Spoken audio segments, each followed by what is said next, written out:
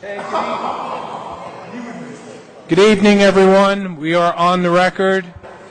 This is a regular meeting of the Jersey City Municipal Council. Today is Wednesday, April 22nd in the year 2015. We had a scheduled 6 o'clock start at 6:18 p.m. Present for roll call, Councilperson Gajewski. Here. Ramchal. Here. Bagiano. Yun. Here. Osborne. Here. Coleman. Here. Rivera. Waterman. Council President. Here. Would everyone kindly rise to observe a moment of silence?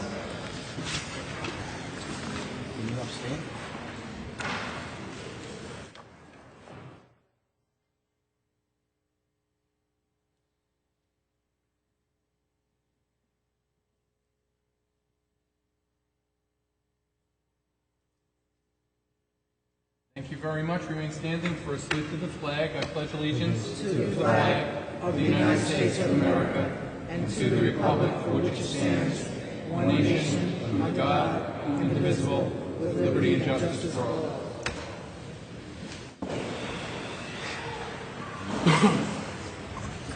Thank you very much. On behalf of the Municipal Council, in accordance with the New Jersey Public Laws of 1975, Chapter 231, the Open Public Meetings Act, better known as the Sunshine Law. Adequate notice of this meeting has been provided by posting on a bulletin board of the first floor of City Hall the annual notice, which is the schedule of meetings and caucuses of the Jersey City Municipal Council for the calendar year 2015. At the time of its preparation, on Thursday, April 16, 2015, this agenda was disseminated to the Municipal Council, Mayor, Business Administrator of the city. It was also similarly disseminated to the Jersey City Reporter and the Jersey Journal and posted on the World Wide Web. We can certify as to our total compliance with the Sunshine Law. Unbelievable. That's a first. I can't hear Robert. Okay. I'm going to write this date down. Sure. Council members, members of the public, we have first reading ordinances. 3L has been withdrawn. So if you're here on 3L, on the West Bergen, East Lincoln Park Historic District, it's been withdrawn. 3A, City Ordinance 15050, is an ordinance of the Municipal Council of the City of Jersey City adopting the Garfield Avenue redevelopment plan. 3B is City Ordinance 15051, an ordinance of the Municipal Council of the City of Jersey City adopting amendments to the Morgan Grove Marin redevelopment plan to create a community benefit bonus provision on block 11508 along the Luis Munoz Marin Boulevard frontage and to expand the four-story sub-district A zone. 3C, City Ordinance 15052. It's an ordinance of the Municipal Council of the City of Jersey City adopting an amendment to the Land Development Ordinance adding a definition for formula businesses. 3D is City Ordinance 15053. An ordinance of the Municipal Council of the City of Jersey City adopting amendments to various redevelopment plans to add formula business restrictions. 3E is City Ordinance 15054, an ordinance of the City of Jersey City amending and supplementing Chapter 345 zoning, Article 4, fees, deposits, and inspections, Section 345-32, non-refundable application fees of the Jersey City Municipal Code. 3F is City Ordinance 15055. It's an ordinance supplementing Chapter 8351, Executive Orders and Ordinances of the Jersey City Code to create a new classified position for Environmental Engineer 1. 3G is City Ordinance 15056, an ordinance authorizing the City of Jersey City to lease city-owned property at 13-15 Linden Avenue to the Jersey City Incinerator Authority. 3H is 15057, an ordinance authorizing the City of Jersey City to execute a lease agreement with the Harwood Corporation for 20 parking spaces located at 808 Pavonia Avenue. 3I is City Ordinance 15058, an ordinance authorizing an amendment to the financial agreement for senior citizen rental housing project constructed by Padua Court Urban Renewal LP, an urban renewal entity, pursuant to the long-term tax exemption law, New Jersey statutes annotated 40A:20-1 et sec.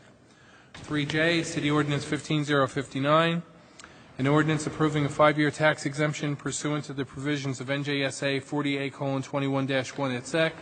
And Section 304-12 of the Municipal Code for property designated as Block 5302, Lot 2 on the city's tax map and more commonly known by the street address of 319 Tunnelly Avenue. 3K is City Ordinance 15060. It's an ordinance approving a 20-year tax exemption for a 4-story, 46-unit, market rate residential rental live-work project located at Block 17301, Lot 11, and also known by the street address of 170 Lafayette Street, to be constructed by 170 Lafayette Urban Renewal LLC, an urban renewal entity pursuant to the long-term tax exemption law, New Jersey statutes annotated 40A:20-1 et sec. And as I indicated before, 3L has been withdrawn. That's the West Bergen East Lincoln Park Historic District. So it's 3A, council members, through 3K. 3A through 3K, starting with you, Councilman Gajewski. Aye. Councilman Ramchal. Aye for introduction. Councilman Bajiano. Aye. Yun. Aye for introduction, but 3B, actually, they have, I spoke with the Councilwoman Candice Osborne regarding for redevelopment plan, page 3, F. Wait, I'm sorry, actually, Robert, I'm sorry, I was distracted. I wanted to make a motion. Oh, I may. Resolution? Make a motion to amend, was it 3B? Yeah, 3. Wait. We're not, okay, let's get the ordinance. Yeah, I'm sorry.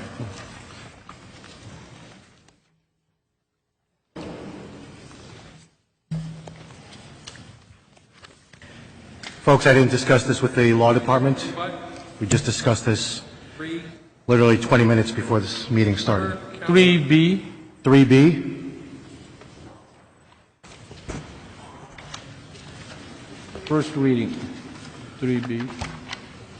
Page this is the ordinance to amend the MGM plan, redevelopment plan. Page 3, F. So I'll clarify. So the amendment I'm making a motion to amend is to strike any language related to eminent domain, the use of eminent domain. where are we, Councilman? What's that? Is that are we talking about the same ordinance? Yes, we Yes, are. that's right. But just to be clear, well, I just want to make sure that, like, included in that acquisition plan in particular, Include what? so it's section 9. And map 4, Section 9, page, what page is it? 21. Candace? Councilman Rivera, What did you say? Include what? what was your addition to that? Include what? Acquisition. Yeah, I wanted to strike that language, Strike one language and include which the one? acquisition plan. What page are we? Well, actually, Page 21. 21, acquisition plan. Section and actually, 9. my question was, if that language to me seemed to indicate that eminent domain. Is that eminent domain? It's not an actual change, it's not italicized or bolded, so that was already pre-existing language in the Yes. plan.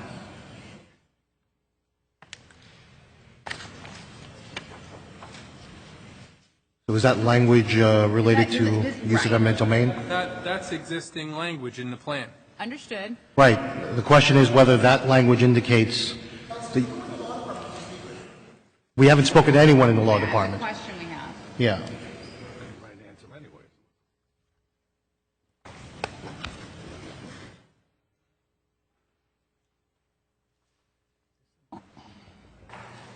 No, it did not. No, this was not raised in the caucus meeting, so we were just discussing this prior to the council. I raised it like a half hour ago. So, Jeremy. He's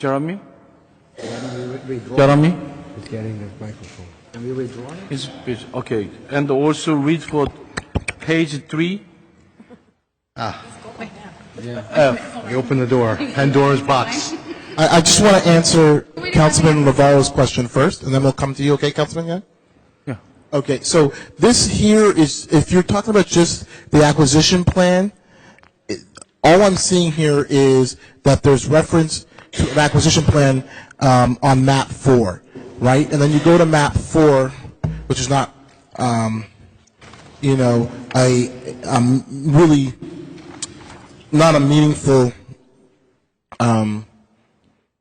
document. There's no reference to condemnation or taking, so it's hard to. There's nothing to strike. First of all, per your request, but also there's a process that eminent domain has to follow. In this particular context, there would have to be a listing of an intention to take and a listing of the property. That's not in here, so they couldn't use this immediately to initiate a taking. It would have to come back to this body and go through the initial designation process and then the full taking process. So there's no fear here that someone's going to inadvertently initiate a taking based on this document. So what is map 4 on the map, the acquisition map? That has nothing. So map 4, map 4 really is on the back here. That's right. Right. So map 4 really on the back, what it's really doing more than anything else, and it's just inartful writing, but what it's really doing is designating the area. It's showing you the entire redevelopment area, and then it's highlighting specific properties, and those properties it's saying are not to be acquired. So it's saying these properties specifically are not being acquired, but it's not designating any properties to be acquired. Does that make sense? Okay, so it's inartful. It's really inartfully done because it's calling it an acquisition map and it's referencing the acquisition plan. I usually have a lot more questions. And that's only because redevelopment plans are formulaic. But nothing here creates a first step. We'll move forward with the introduction. Right. We need a clarification. Sure. Just No a problem. definitive written opinion about the use of eminent domain in the MGM redevelopment plan. Sure. All right, Councilman Yun was voting. Yeah, so can you, Jeremy? Yes, Councilman. Can you expand section 3F?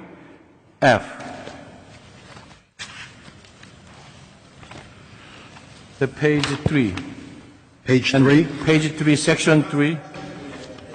Yeah. Page Section 3, 3F. section 3F.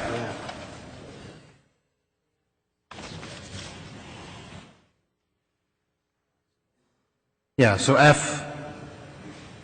So Councilman this Yunus. is just, again, another reference to what we were talking about before, which is they're saying this is to create a zone that will encourage private development, but is not trying to create an area where the public, meaning this governing body, is going to go out and condemn property.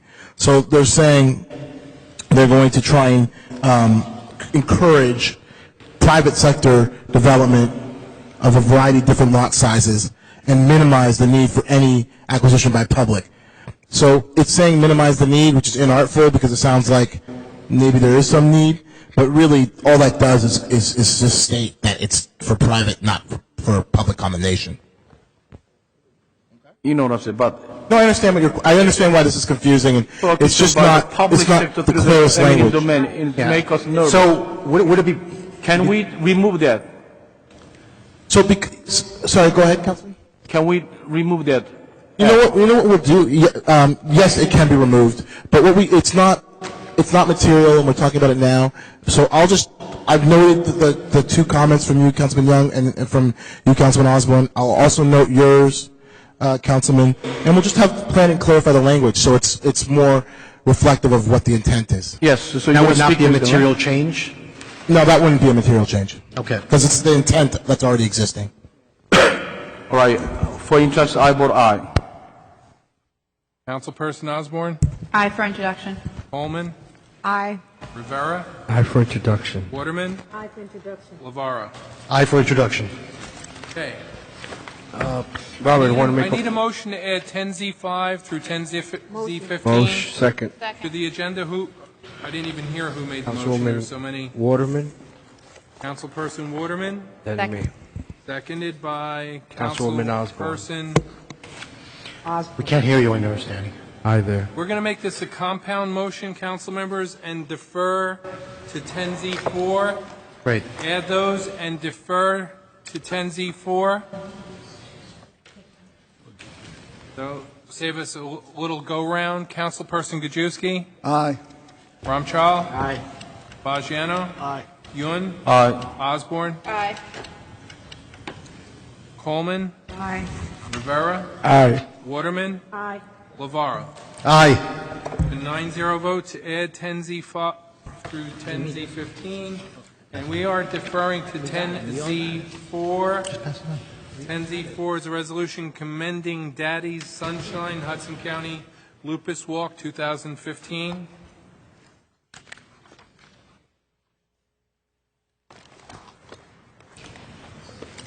Can I read this, Robert? Please. Okay, it's a resolution commending Daddy Sunshine, Hudson County Lupus Walk 2015. Whereas the City of Jersey City is proud to recognize Daddy Sunshine for organizing the first annual Hudson County Lupus Walk to raise funds for the betterment of the quality of life of individuals who have been diagnosed with lupus. And whereas Daddy Sunshine has organized the first annual Hudson County Lupus Walk to raise awareness of the disease of lupus, which is known as a silent killer, and will give those diagnosed with lupus the opportunity to talk about the disease and give courage to others who are suffering with the disease. Whereas representatives from Daddy Sunshine have worked diligently to recruit sponsors and volunteers throughout Hudson County to assist in fundraising, publicizing, and coordinating of the first annual Hudson County Lupus Walk, and whereas Richard M. Young, Omira Young, Amanda Cerdera, Janet Chevres, Tanya Johnson, Lisa DeMoro, Wanda Rodriguez, Janet Vega, Romanita Rivera, Carlos Vega, and Gail Pedon, the board members of Daddy Sunshine, are deserving of special recognition of the efforts in planning the first annual Hudson County Lupus Walk. And whereas through the efforts of Daddy Sunshine, its board, and all the donors and volunteers, they were able to recruit the first ever Hudson County Lupus Walk, will be happening on May 17th, 2015 at Jersey City's Lincoln Park. Now therefore be it resolved that the Municipal Council of the City of Jersey City does hereby commend Daddy Sunshine. May the organization continue to ensure that those suffering from lupus have access to financial and moral assistance. Congratulations.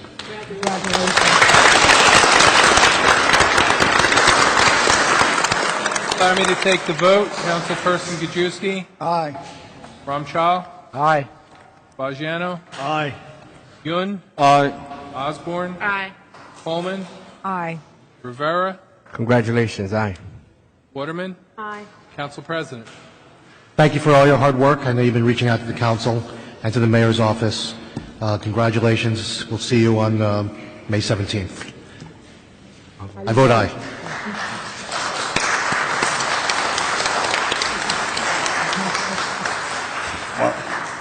Who's your name? Richard M. Young. I'm sorry? Richard M. Young. Yes. I want to thank Council President Ronaldo initiating this. Daniel, I spoke to, Chico, I spoke to a month ago, 100% behind it. I suffered a lot of years with not, sorry.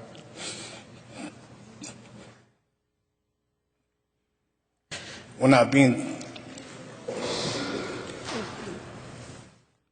properly diagnosed. Well, now properly diagnosed. I went into the police academy for Jersey City, as Richard was really hard on me. That's why I blew out my knee. But I've been misdiagnosed for a lot of years. A lot of people have been misdiagnosed. I've suffered. I've been in the hospital over 300 times in my life. As my poor mom would notice. I'm just appreciative of this, and I hope we bring awareness to Jersey City. I'm sorry. Just thank you so much.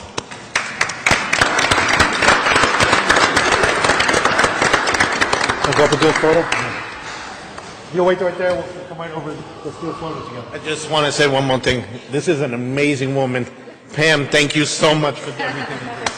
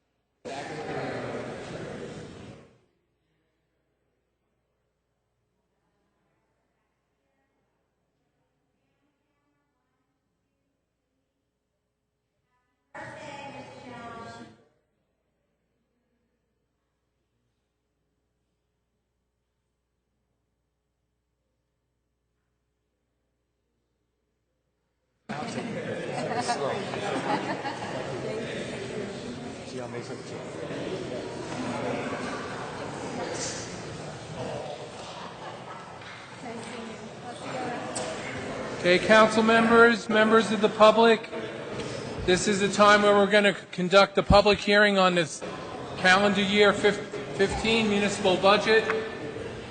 Mrs. Balser. Don't you have to read it first? No, that's the amendment. Only at the amendment? Okay. You don't want me to read this budget? That's what you did. Okay.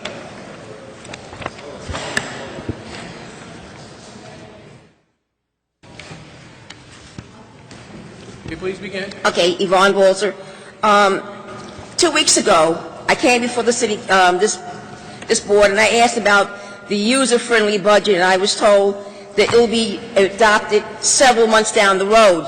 I want you to know that I wrote to the state of New Jersey, and I spoke to Jason R. Martucci, and he said, "Dear Mrs. Balser, the city is supposed to include its long-term tax exemption, the one I believe you're referring to, the user-friendly budget form, for its adoption of 2015. If they are adopting next week, which meaning this week, the city has until May 8th to submit the user-friendly budget form." So I am supposed to see this budget that you have here and the user-friendly form according to Jason R. Martucci, Division of Local Government of New Jersey. So Ms. Balser, as you said, upon adoption, we are not adopting the budget tonight. We're just having the public hearing. So we are only talking about the introduced budget, having the public hearing on that. Several months from now, we will have an amendment to this introduced budget, at which point that user-friendly budget will be available to the public. As a matter of fact, it was just last Thursday, I believe, the state of New Jersey sent out the final notice on user-friendly budget that now it's finally ready. All the kinks are out of it, and they've ordered all the municipalities to prepare it. And upon fiscal year budgets for 16 have to have it with their introduced budget. Calendar year budgets have to have it ready for their adopted budget. We will comply with that law. We will be ready for adoption. The budget office is currently working on that right now diligently, and it's almost ready. you know I want a copy. I know you do. Okay. Okay, let me get to the budget. And I made a lot of notes. Okay, first of all, this budget shows $4.5 million from the MUA, which is taxpayers' money. It is the money that belongs to the taxpayers that really the budget has increased by $1 because $4.5 million is $5 million, which represents $1 million of the budget. So when the mayor's going to say, I kept the budget steady, well, you took my $4.5 million. You took it from me. It's our money because we paid those water bills, not the mayor. So that, I want to say, is an increase, even though it's hidden in there. And I really resent that, I'll be very honest. Our debt is now over $70 million, which I think is amazing, absolutely amazing, since I started asking about the debt when it was like $20 million. To be no end in sight. I would like to know, with this particular debt, does this budget show any terminal leave, since all this bonding is being done? Or do we have the bond also for terminal leave? I looked and I could not find it. This budget does not include an appropriation for accumulated absences. So are we going to bond for that or not? We will be asking the council to sell special emergency notes at the end of the year. So we're going to bond for it. Amazing. Okay, what I did notice in this budget, in the long form, is that it shows an increase of 917 municipal employees. Granted, the majority of those are seasonal employees. But when I did the math, that's like almost 25% increase in the municipal employees. And I want to know, where were those extra people, where was that coming from the budget? Because when I saw that form of 917 additional employees, I was saying, oh my God, that's 25% almost, 24.90 something. Of those employees, only 49 are full-time employees. I understand. I saw that. Primarily within the public safety department.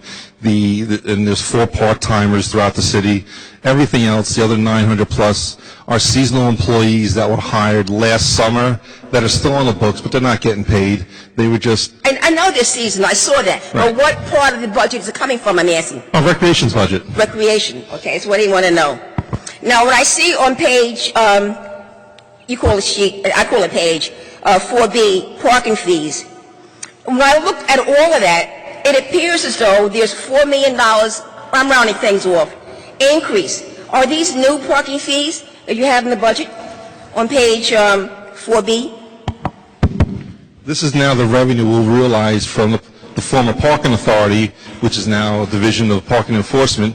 So the fees that the authority would collect, now the city's collecting. So The city is now collecting. Right. And I see that on page 6, you have construction codes fees of $2 million that we did not have before. What is that from? More fees? last year we collected $2 million more than we anticipated. Because you raised the fees up, some of it. No, not necessarily. There's more construction going on in the city. So you have, okay, you have that. I see on page 10A, the path of contributing nothing to the budget. Could you explain that?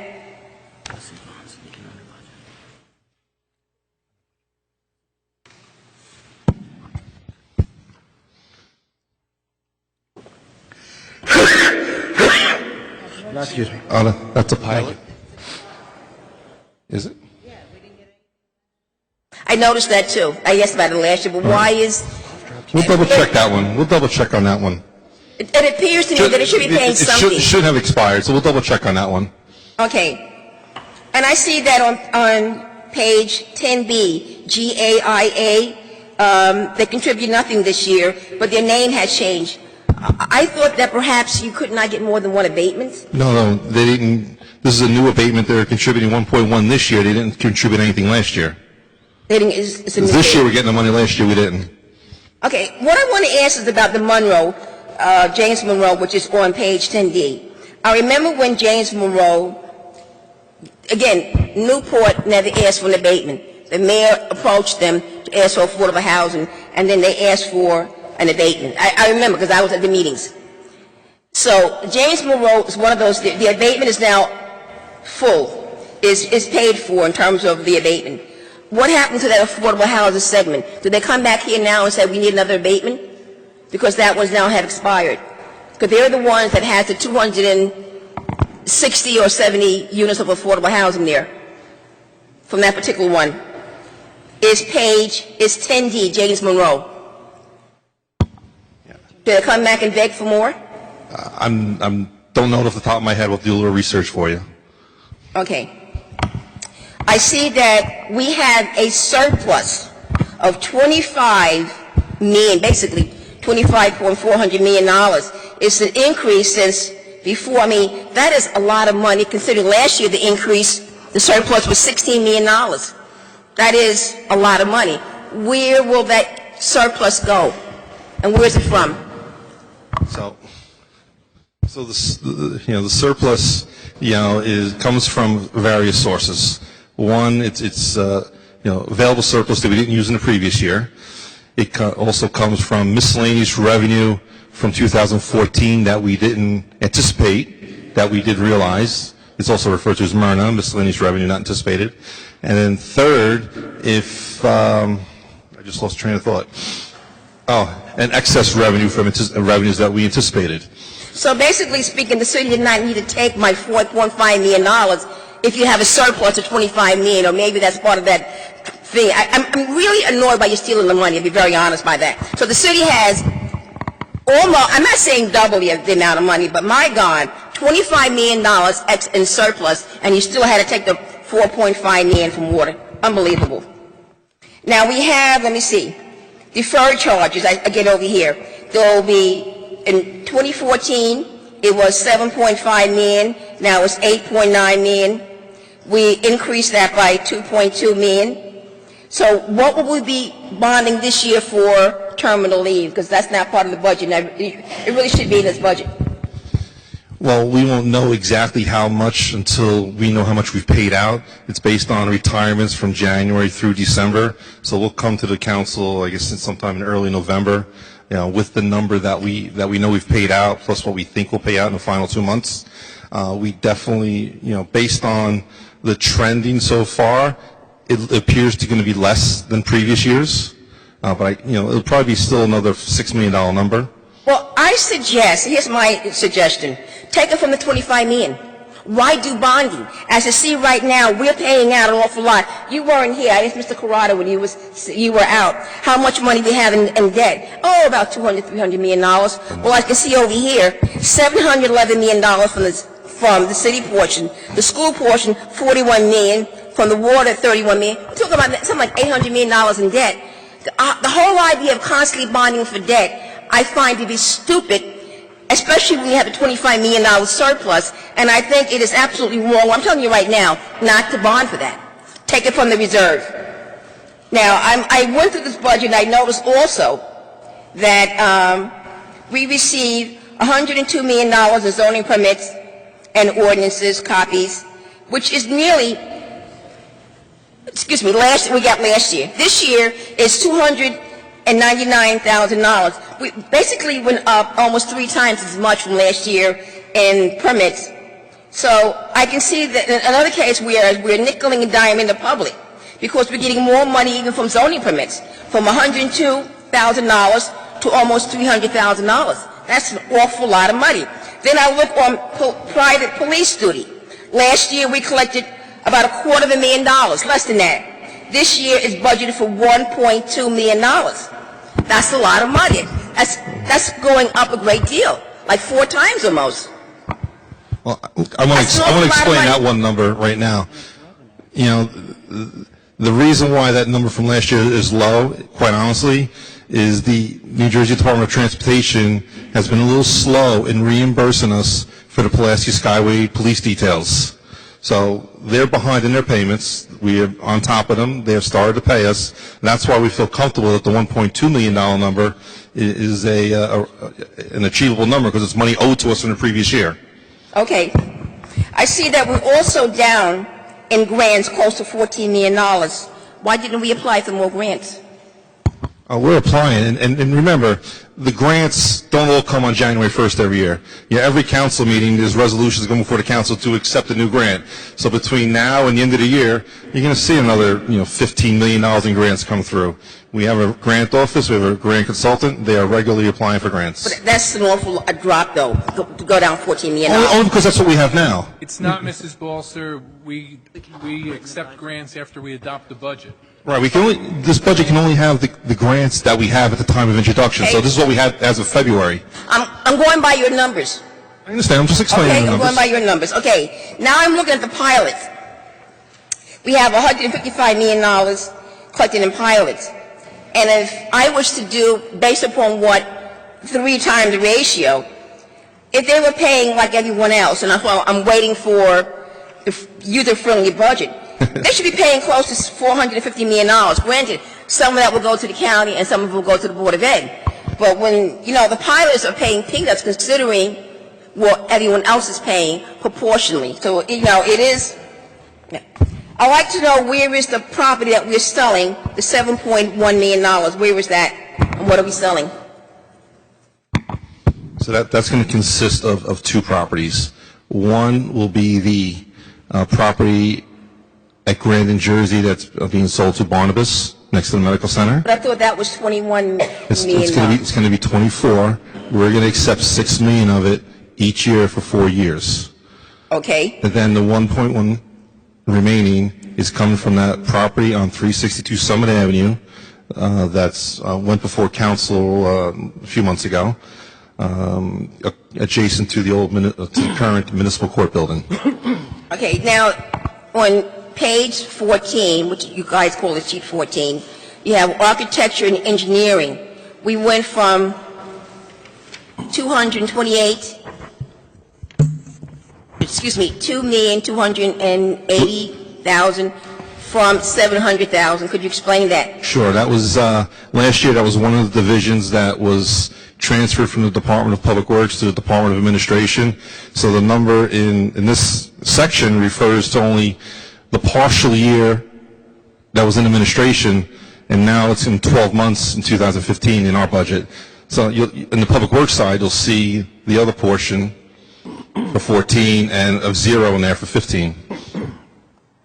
Okay, on page 15A, the Law Department, could you tell me how many lawyers we have, really? Because every time I look at the agenda, we're sending out tons of money for contracts. So, we're putting a lot of money, nothing against you, sir, but we're spending a lot of money on the legal fees, and it appears as though that we're constantly sending money out on non-bidding contracts.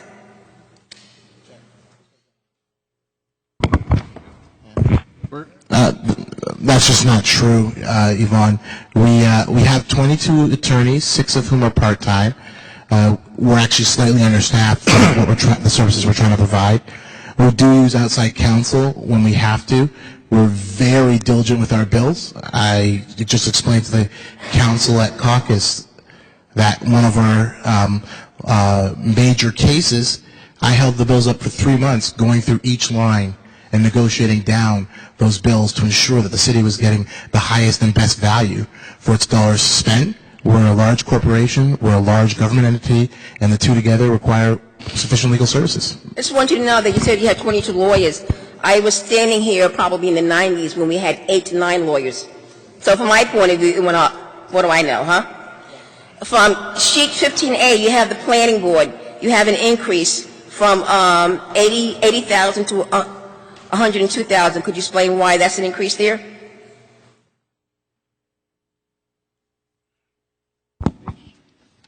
$15H. A $20,000 increase was for professionals, payments, attorney fees or whatever professionals, the planning boards, Okay. court fees. And you went up about $3 million for the Simulator Authority, page 16. Yeah, I heard.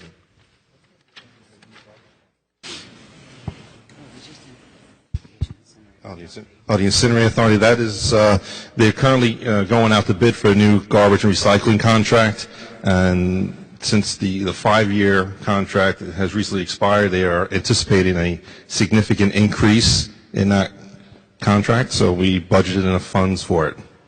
Okay, now, this is probably a minor amount of money, but still, and I don't have the page written down, I apologize for that, but municipal publicity, last year it was $20,000, now $50,000. Other advertising, $20,000, $50,000. It's more than double. Why are we spending so much money in advertising? I know how to judge the city. What's the purpose of all this advertisement? I mean, that's a lot of money. The two items together is $40,000. These two items together is $100,000. That's an increase. What is the purpose of all the advertisement? The administration is going to make an effort of communicating and getting information and advertising stuff to the constituents of the city. Well, there's a website. To me, it's just, it doesn't make sense. Now, gasoline has gone down. Thank God for that. How come gasoline is the same amount of money as last year? It's still $1.6 million. Why are we paying the same amount of money if the price of gasoline has gone down? Yeah, that number does fluctuate, as you suggested. If between now and amendment for the adoption, we see that the numbers are lower, that's probably one of the amendments we'll lower that by the appropriate amount. But yeah, that's a number we will look at before adoption. On page 17, you used to have something called accumulated absence, which was a lot of money in terms of days. Why is it absent? That's kind of cute. Why is accumulated absence not printed there? So, we've talked about this earlier. We're going to be selling the notes at the end of the year to fund the retirement payouts. But last year, and I don't have the last year's budget with me because... We did budget, in the introduced budget last year, we did have $2 million in there. Okay, yes, I remember that. So there's nothing here at all. So is, Correct. okay, on page 25, you have matching funds for grants. It went from $400,000 from $35,000. Could you explain that? That's page 25. This is the increase is the match required by the Bloomberg grant. Oh, the Blueburn grant, okay. Now, I'm wanting it over here because, you know, all this means really very little. The two major items, to me, always have been, the city has been ignoring the debt. Now, I don't recall the exact figure, but I think the last time I spoke to the tax assessor, he said there were 53,000 property owners that gets a tax bill in Jersey City. I want to go to what you have here, the general debt. 711, almost $712 million. School debt, $47 million. Water debt, $31 million. I don't understand how the people getting a tax abatement do not have to worry about this. Only the people that gets a tax bill that goes up all the time. So we're talking about roughly rounding off $800 million in debt that is on the backs and shoulders of approximately, the last I've heard was 53,000 property owners. The ratio of that is overwhelming how much debt we are carrying. The state normally counts per person. But if you have a tax abatement, you're not paying into that. You live in subsidized housing, you're not paying into that. So this is a really scary thing, that we're paying this amount of debt. And that does not include the county debt. It does include the water and the school debt.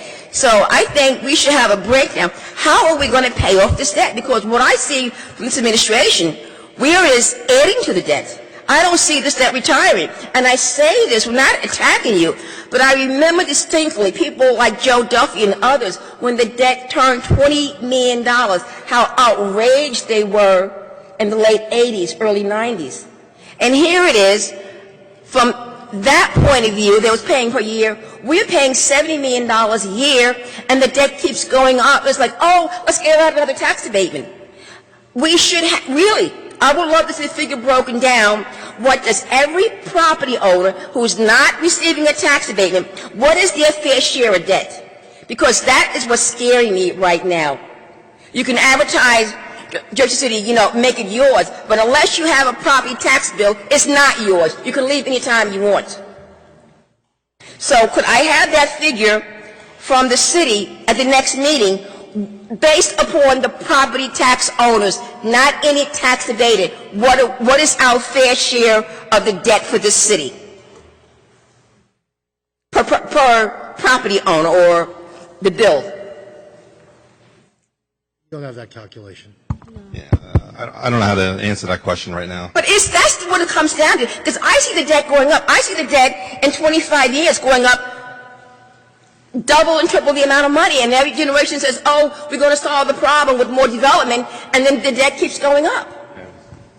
And you're telling me right now, you're going to ask us, and I'm not blaming you personally, please don't think I'm blaming you, but you're going to ask the city council to do terminal leave debt. So that's another debt that's not going to be retired. That's not part of the that debt that you're referring to. I mean, the debt, you know, the numbers you're talking about are primarily the capital improvement projects. I understand that, but people, when you bring new people in and they're in a tax abated building, they don't get the debt, but I get the debt for them. So the issue is the debt is, you know, we pay debt before we pay salaries. And you know that debt is excluded from all the caps. So this is the real number more than anything else. Right. I mean, the debt is part of the city debt.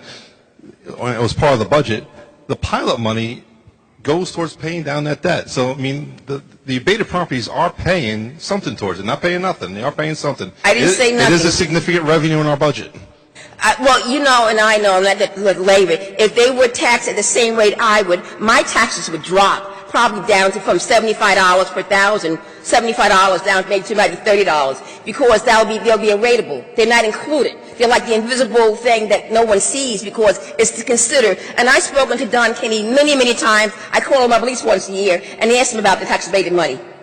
He doesn't want to get involved in politics. But he knows and I know that that money is invisible. It makes my taxes go up because the city is not included. The county does not tax it the way they tax me. So that's what it's all about. Now, talking about all of this, because I don't want to spend all this time going over every number. That's really is be kind of mean-spirited. I want to know what would my taxes would be in all three budgets. You should have that by now. It's a question I always ask. What will the city portion be? And by the way, which is really somewhat unfair. When Tony Cucci was mayor, in the city's portion, they included the library, they included the bonding for the public school. Then all of a sudden, we pull those numbers out and say, that's not our problem, but we have to pay that from the city portion of the budget. So the idea that we pull these numbers out to pretend the city taxes are going down, extremely unfair. So when you please give me the number, please include the city bonding, and please include the library, because that's really that's wrong to do that.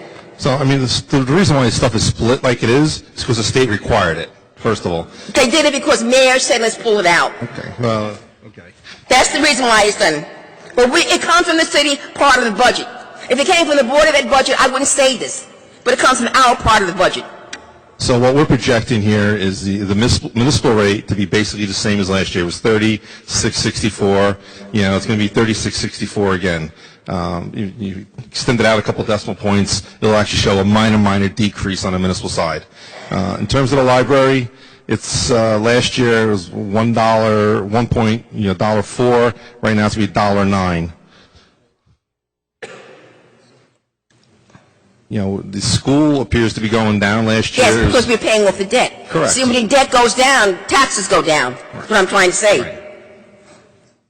So last year it was 9 cents. This year it's 6 cents. I'm sorry, 97 cents. This year it's 65 cents.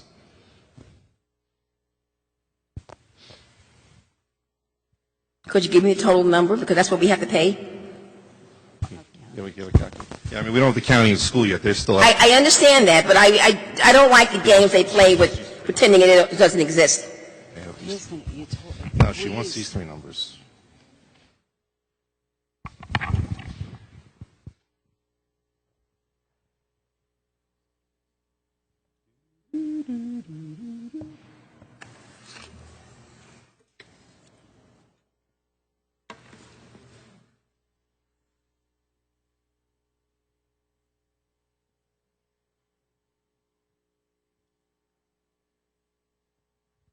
Those three numbers are at the $48.19.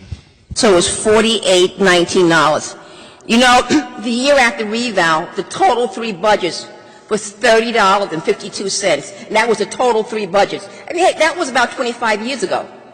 So we had gone up. The rateable, and we're actually lower in the rateable base. The rateable base was something like $6.5 billion.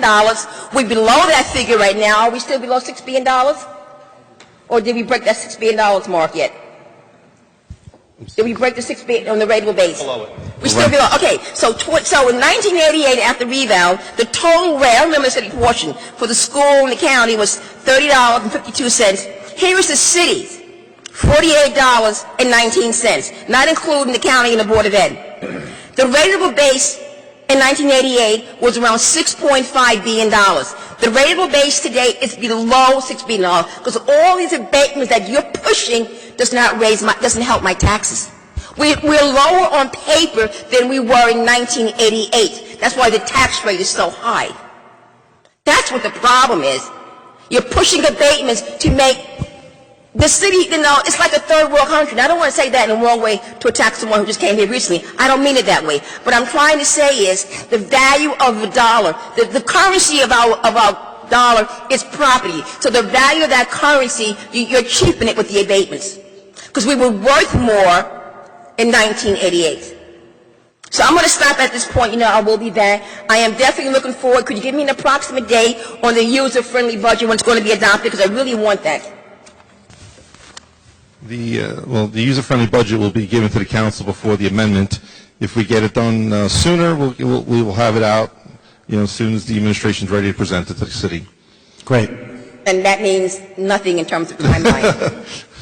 Well, we're still It's preparing. gosh. I'm sorry. Well, we need to prepare it with, the amendments in it. But, I'm sure I can get you the tax information before then. So Thank I you know- very much. And I do want to correct one thing. It's 3838, not 48. 38, 38. still higher than 1988. And everything. Yeah, but the city was worth more. It has a higher dollar amount. Okay, this is a public hearing on the budget. The Doherty. What is it, 19? To the budget now. William Doherty, 3060 Kennedy Boulevard. Everything that Yvonne said was factual. She had chapter and verse of everything. And I've been saying this for years. She's talking about abatements. Now, somebody's got to pick up the slack. The Grandview landlord has a 50-year abatement. It ain't costing him a dime. But the taxpayers are paying, you understand? But this is what's going on. That's a prime example of what she's talking about with the abatements, parenthood, corruption, whatever. All right, take care. Bye. Thank you. It's a public hearing. Mia Skanga, good evening. Good evening. Okay, just a couple of comments. The $25.4 million surplus, I find it interesting. I think last year was 16 that you're using. I'm sure the surplus is higher than 25. That's the portion that you're using to stabilize taxes in this budget, which, we just did this ridiculous lease buyback thing. That would have covered the cost of that office building, which I'm sure is going to come back to haunt us when they don't finish it on time. So the funding was available. This is just being used to artificially keep the municipal tax rate down. But what is, when you did this budget, what was the full surplus? You used the 25. Closer or further? Oh, okay. What was the full surplus and you decided to use the 25 million?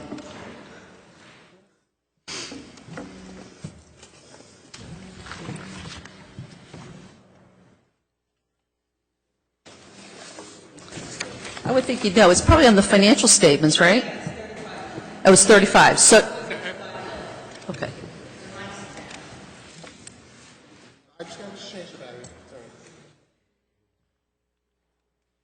Time to spend the money for this, really. Okay. So you're saying the full, as when you did the financial statements, was 35 million. You're using 25.4, almost 25.5. So you've got almost $10 million left over. Yes. Right. Okay.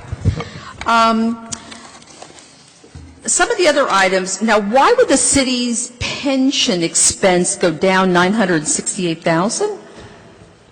There were some legislation changes made to the Okay. employees' retirement system, which affected the COLA, so that I'll made be the okay with all that. I payments just go want to give down. you a heads up. Oh, all right. So it affects the COLA, so it was projected that it was going to go down for you by $968,000? Yes. An actuary gave us, did a report on this for us. Oh, okay. And there were some other changes made to the pension system. Oh, well- Another level of benefits for new employees. Oh, I see. Okay. Recently. Okay. Now, why would the Board of Ed payments go down $800,000? They've lowered their levels of police services. They're going with more security guards in certain aspects of it. Okay. They were reimbursing us for police officers in the school. They've now gone to security guards in some aspects of it. Okay. Then why do we have such a huge increase in security guards? Are we paying for those security guards? At the Board of Ed, no. No, I thought I saw an increase in security guards. I don't even remember seeing that line item before. Unfortunately, I didn't write down the page number. Oh, here it is. Expanded security guard service contract. Oh, this is the security guards that the city hires in private security. The increase is due to the living wage ordinance. So we went out to bid. We're actually, I think tonight's council, we're going to be rejecting the bids because we're, rewrite the spec and make some changes to it and bid it out again. But because of the living wage ordinance, we anticipate the bids being significantly higher than the old contract. Oh, okay. And the security guards are used for, like, City Hall or? City Hall, Public Works, other municipal court. You have various city buildings. Instead of having a police officer, we have The security guards. Okay, and use a third party for that. Okay. Now, I remember reading in the Jersey Journal when the mayor had an auction for taxi medallions. And I could have swore I read that it brought in like $2 million or something, or $1 million. But I see in the budget, it shows last year $184,000. That's on page 10H. That auction was 2013. The big one was like $4 million. You know, the number that you see, one of those medallions that was auctioned got returned, and we held an auction for that one medallion in 2014, and that was the money for that. Oh, okay, so the big one was in 2013? Yes. Okay, all right. Now, what is workforce management? That's on page 12B. That's a division. It's a division within the Department of Human Resources. Primarily handles the personnel work for the city Jersey City personnel division. Well, isn't that human resources? Well, we have a Department of Human Resources as division of personnel. Well, actually, workforce management, a division of payroll, pension, and health benefits. All 4 divisions are under the Department of HR. Oh, all right. And did you just change the structure of that? Because I don't remember ever seeing That was done it. about a year ago, or a year and a half ago, maybe. Oh, okay, so you changed the structure and how you set it up. Right. We created a Department of HR with now 4 divisions. 3 of the divisions were taken out of the administration's department and put in HR. Oh, all right, so that explains why on page 15, HR is 0. Okay, so Correct. where is HR now? It's its own department. Its own department? Right. Okay. I think maybe the heading is missing from the page. Maybe that's why you didn't see it in the appropriation side of the budget. Right. Yeah, because, I mean, on page 15, it's zeroed out, so it had to go somewhere. Because that was a division under administration, now it's no longer a division. Oh, all right. So it's no longer, okay. So it's no longer under the, under Administration. administration. It's its own department now. Its own department, okay. I thought you were limited on the number of departments with the Faulkner Act. You We had are, 9. and we're still below it. Oh, you are? 9, right? You're allowed 9, I think we have 8. Oh. Right. Oh, all right, okay. Lean and mean. Yeah. It brings up, you hate to bring up all these old stories, but I remember when Schundler was mayor, he demoted the finance and elevated the NIDS. It was the most ridiculous thing I ever heard. You know, so people who did janitorial or whatever were more valuable than the finance people, you know. So, and he said he was limited by the Faulkner Act, so he chose NIDS over finance. Okay. Just Yeah, ridiculous. other comments? Okay. Now, what happened to architecture and engineering?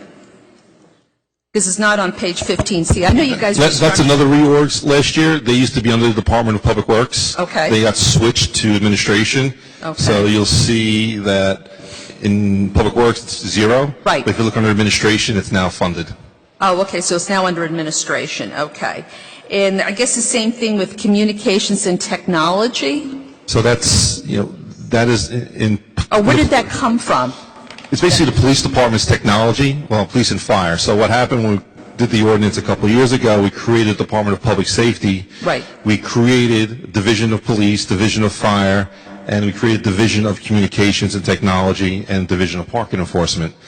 The communication technology is basically the 911 dispatching center at Bishop Street and all the IT services related to police and fire.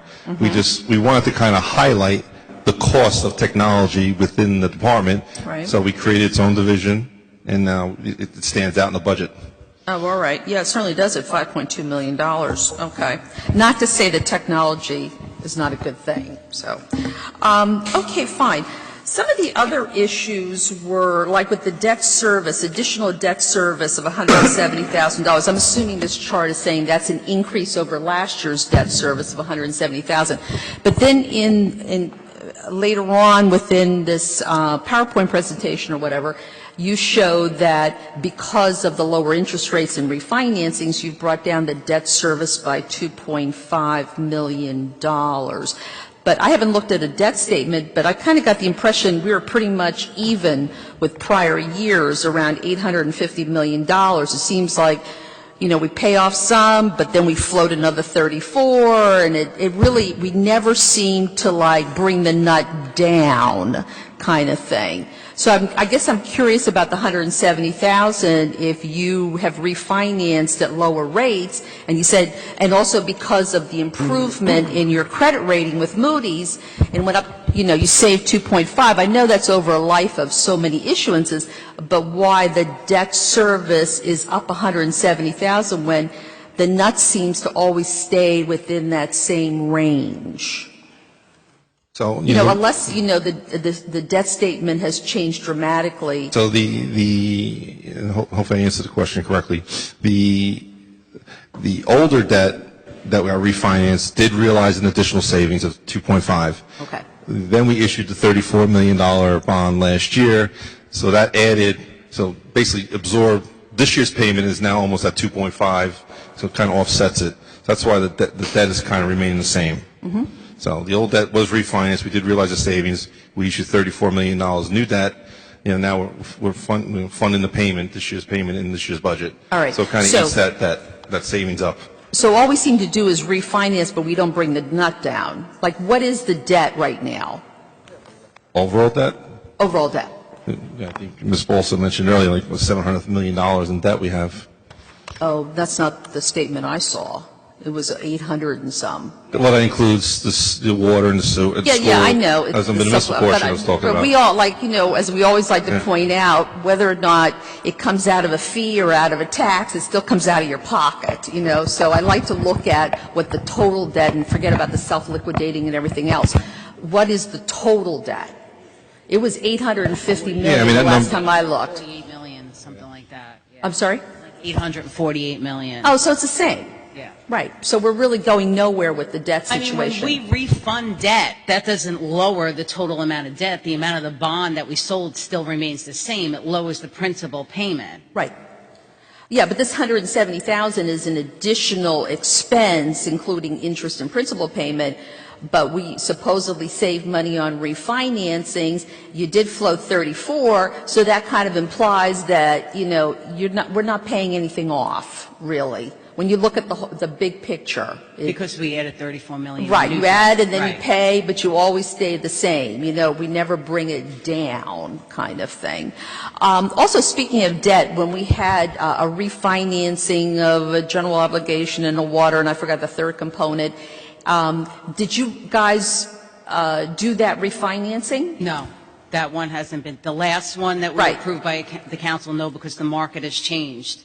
And we can't realize the 3.5% savings yet. Once the market changes and we can realize the savings, then we'll go out to market. Okay, but I thought that was a private placement, which would imply that you already had a buyer. That's what it said in the paperwork. It was a private placement. We did have options, but when the delay, we lost 3.5% benefit. Uh-huh. Had we done it when we had proposed it, we would have been in better shape, but we delayed. Right. We lost. Oh, okay. But you didn't have a buyer then in mind if it No. was a private placement? No.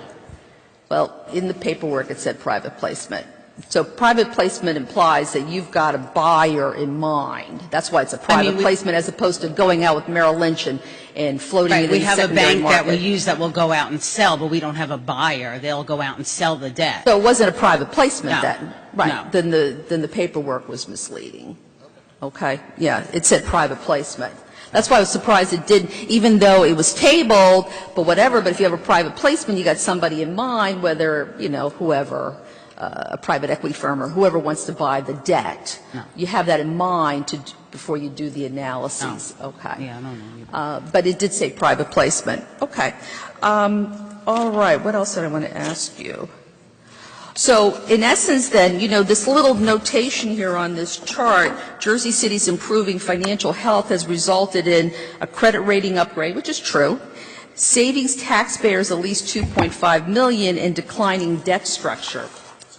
That's not true, because the overall debt remains the same. And you just show on the previous page that the debt went up $170,000 in terms of payments. Right, Yeah. right. If we had not refinanced, the budget would be up another $2.5 million. Right, yeah, so it's definitely not declining, though, it's staying the same. Right. But the overall debt's the same, because she just mentioned the numbers, and they're the same. You could nitpick, which is what you're doing here, is nitpicking, but overall, we're not coming down. We're not coming down. Okay, and what else did I want to ask you? Oh, what's the story with the body cameras, the police body cameras? The bid spec hit, we can advertise today to go out to bid for cameras. Oh, so that's for every police officer or certain police officers or? Well, it's going to depend on the cost.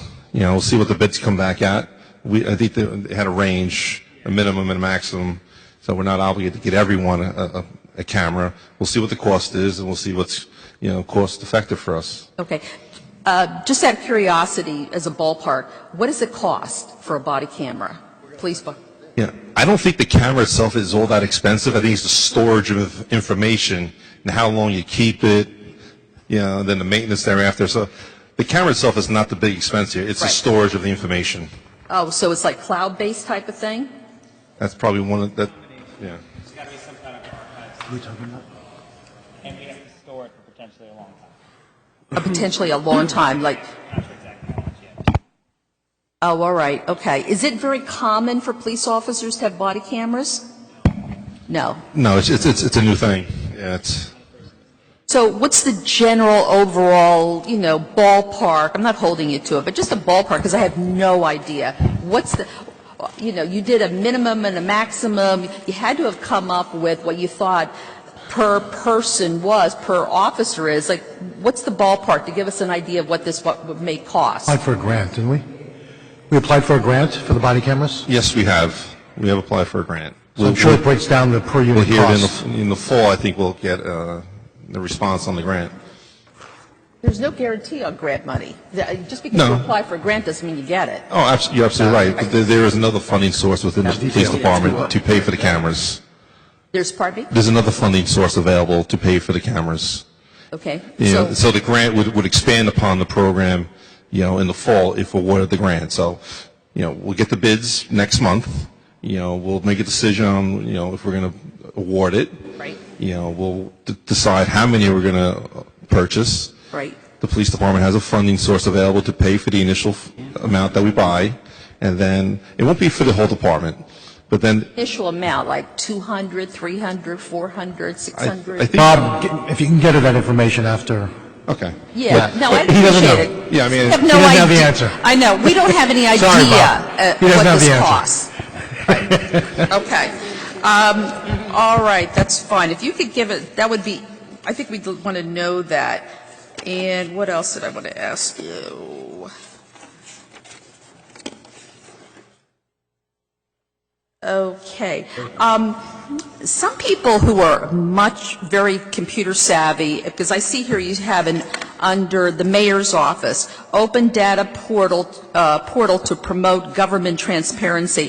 One of the things they've complained to me about, you know, they've asked for data, is that a lot of it is only available in PDF form. So they want something that they can download into their computer and not PDFs. I can understand on a website you'd put it up as a PDF. I understand that. But when you're saying this transparency, how can we get that information in non-PDF form? Because if Okay, you're... so what I would say is, in terms of the logistics of like how we would execute that, so I get that your comment is, and I agree with you. that Well, we should yeah, have these because in it's right PDF here, form. they made a note how, you know, Yeah. this is an achievement, and we're all like, people much more savvy Is- than I am, say, all I can get is a PDF. Yeah, so some of the, if you go on the city website at the top right, there is a section where you can find the word data. Click on that. There's a Okay. lot of data sets that we are adding to this section of the website. A lot of it's in Excel format. You know, we're trying to Is the build. budget in Excel format? Budget is not. The budget is something that is yeah. Budget's not even in Excel? Yeah, you know, it's a long road for to get everything in Excel in a more user-friendly format. But you know, we're working. You know, it's taken us this Your amount of comment, time. your comments are noted, Mia, and I know that the other council people have expressed this as well. So maybe with our capital dollars, we can look at some improvements across the board on that. Okay? Right. Yeah, because that's important. And if you make this as key ongoing projects, to get something in Excel in 2015, you know, it's been around for 25 years. We should have it by now. We Yeah, some really of it's should. there, and more's coming. Right. I don't know how you can prepare it without Excel. Okay, very good. All right, well, thank you very much. Thank you. This is a public hearing on the budget. Anyone wishing to be heard? I just want some clarity about the tax abatement. And mostly since over the years, and that's been many years that I have been coming down here when they first started granting tax abatement, mostly it was on affordable housing, workforce housing, and the benefit, it was in neighborhoods that we were trying to build housing for people less fortunate. Am I misinformed about something? Is this, so this abatement does help for housing for workforce people? What's the question? Trying to help you. The abatement that they was talking about, I was saying about the benefit of a tax abatement mainly goes for workforce housing, affordable housing, housing that we need in our community. Am I right? Yeah, that's one of the things. I mean, Yeah, we abatements, provide abatements for variety of affordable reasons. housing. It's, Like, so mainly what I'm trying to say was, they were talking about the abatement and saying it was such a bad thing, it hurts the taxpayers.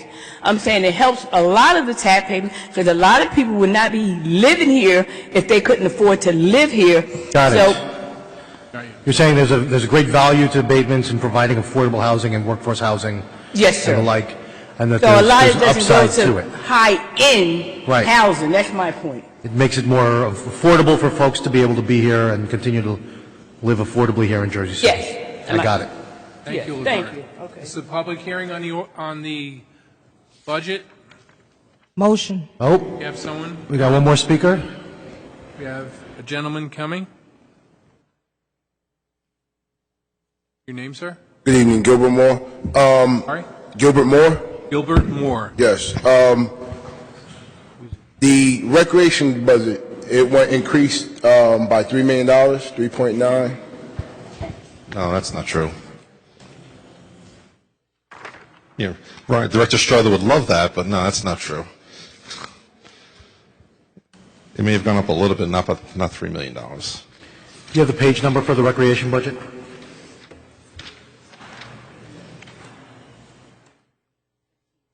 $15C, okay.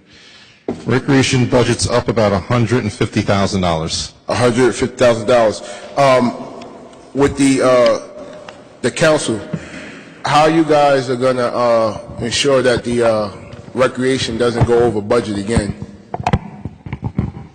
Because last year it went over tremendously over budget. Yes, that's true. So, what's up? It's a legitimate question, yeah. Yeah. So, I mean, we've imposed some How strict the- restrictions on I'm sorry, Council Go ahead. President. You wanna- Yeah, we've imposed some strict restrictions on all the departments after the budget was introduced to the council. We've told them that, you know, there really shouldn't be any new hires in the meantime. There shouldn't be obviously any raises going through. They have to live within the means of the introduced budget until they have an opportunity to have their departmental hearing before the council, and, you know, they'll get some guidance at that point of what the council expects of them moving forward. And then, you know, when the budget is then adopted, you know, they are locked into that number. I totally understand that, but my question is that in order for somebody to go over budget, right, somebody has to approve it.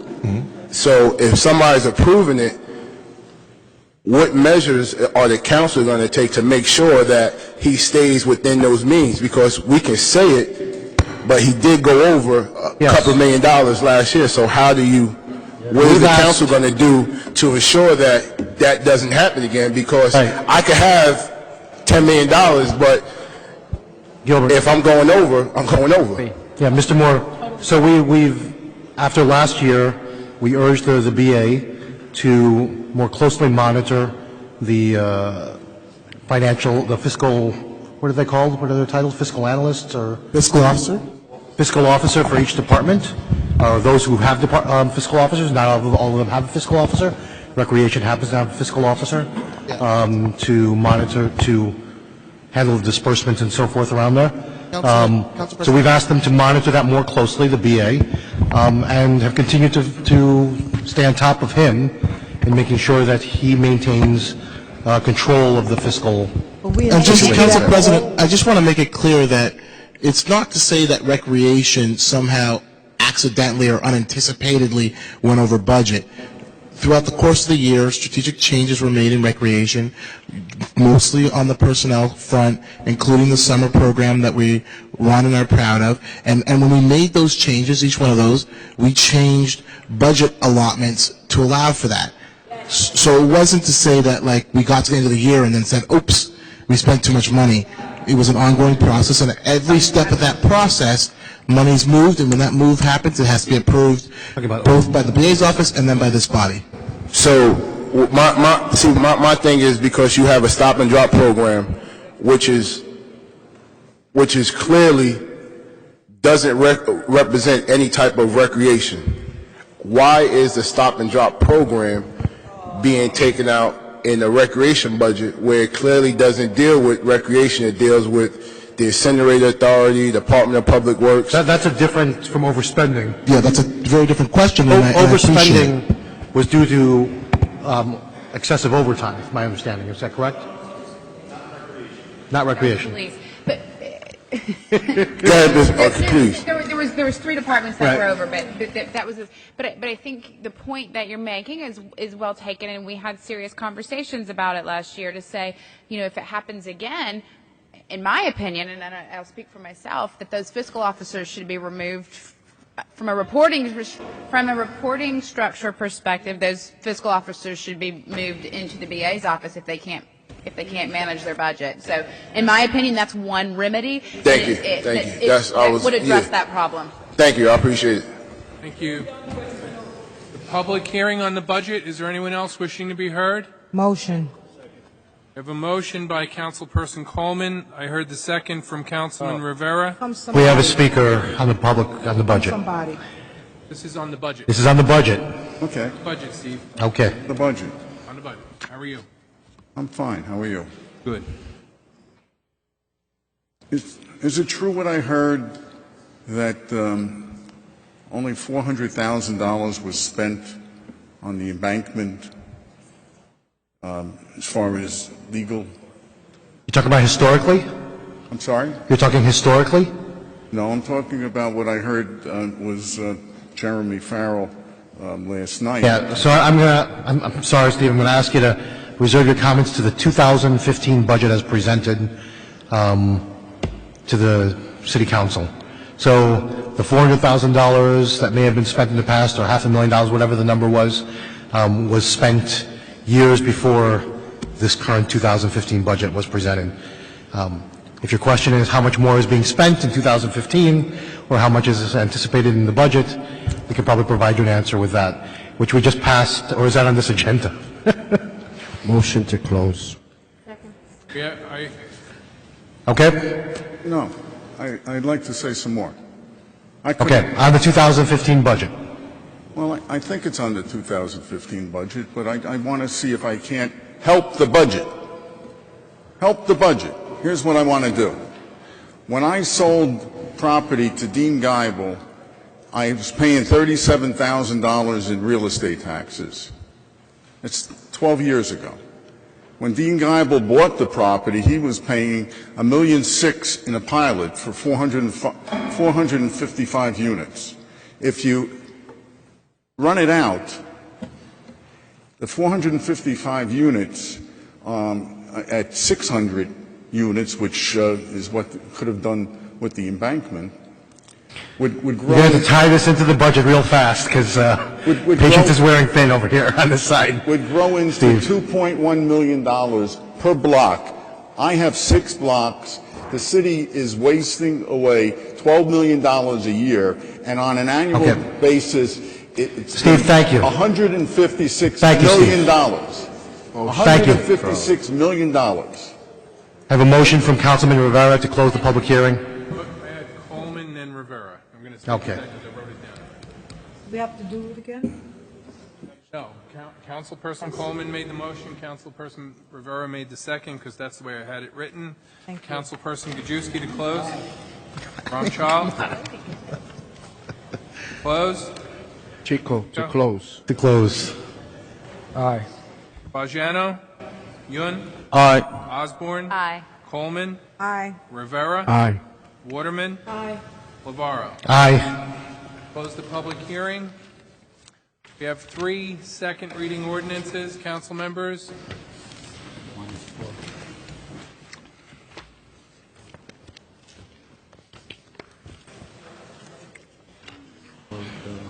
Table. 4A is an ordinance amending Ordinance 03061 to authorize the imposition of environmental deed restriction on block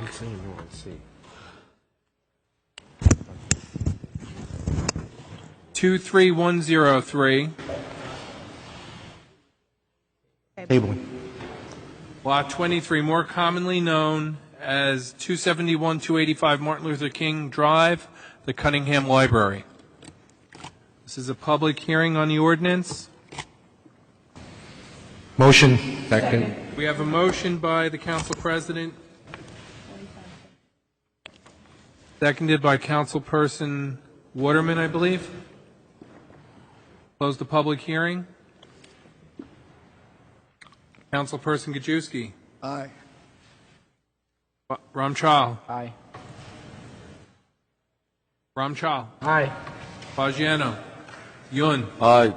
Osborne. Aye. Coleman. Aye. Rivera. Aye. Waterman. Aye. Council President. Aye. We have a 9-0 vote for final adoption of City Ordinance 15047, Item 4A. Councilperson Gajewski. Aye. Ramchal. Aye. Fagiano. Yun. Aye. Osborne. Aye. Coleman. Aye. Rivera. Aye. Waterman. Aye. Lavaro. Aye. We have a 9-0 vote for the final adoption of Item 4A, City Ordinance 15047.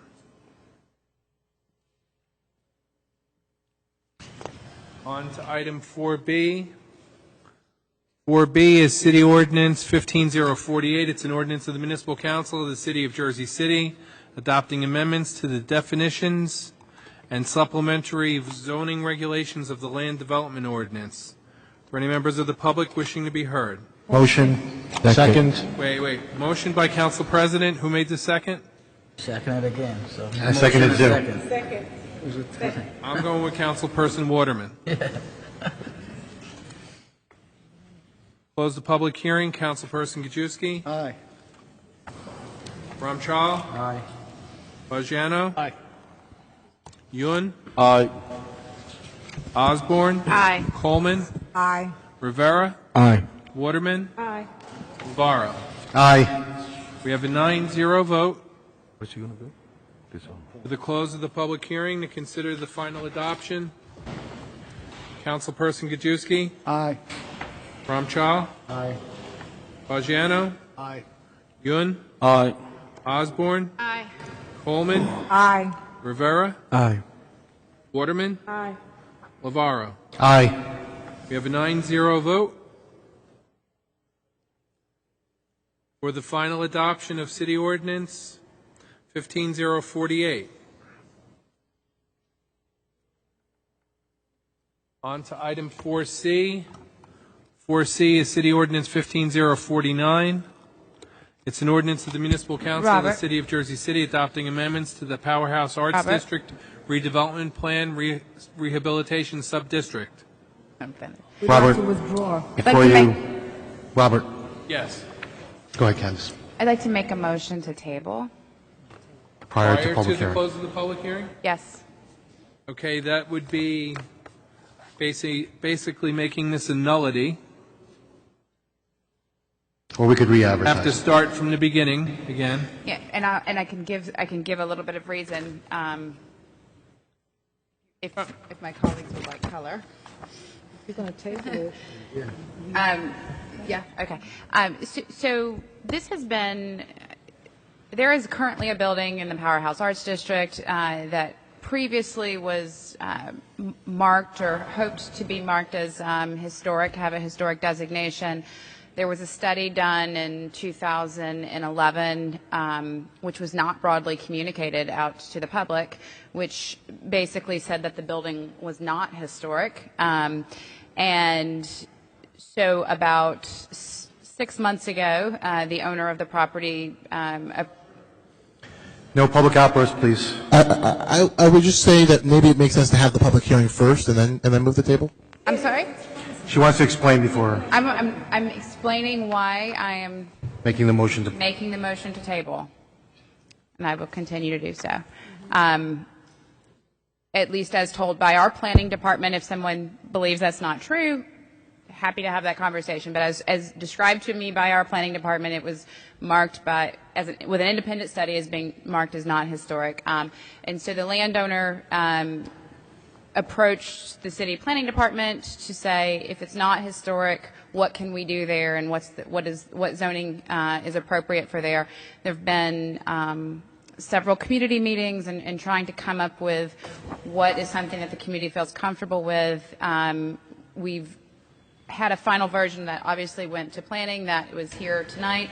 I went out to the community to seek feedback, and the majority of people that live there are not in support of this as it is now, and so I think it's in the best interest to table this and have further conversation. Okay, you're making the motion. Second. Councilperson... The one point I was making... The second. The one point I was making was that it might make sense to have the public hearing first. We didn't hear... I can't hear you. The point I was making is it might make sense to have the public hearing first and then table it if that's what we want to do. So I defer to my colleagues. I don't mind having the public hearing. I defer to... Okay. I'm fine. I'm fine with it. Jeremy, that's what we want. Let's have the public hearing. Okay. Let's get the public hearing. Withdrawing your motion? I withdraw my motion. We will have a public hearing. We'll have a public hearing. This is a public hearing on City Ordinance 15049, an ordinance of the Municipal Council of the City of Jersey City, adopting amendments to the Powerhouse Arts District Redevelopment Plan Rehabilitation Subdistrict.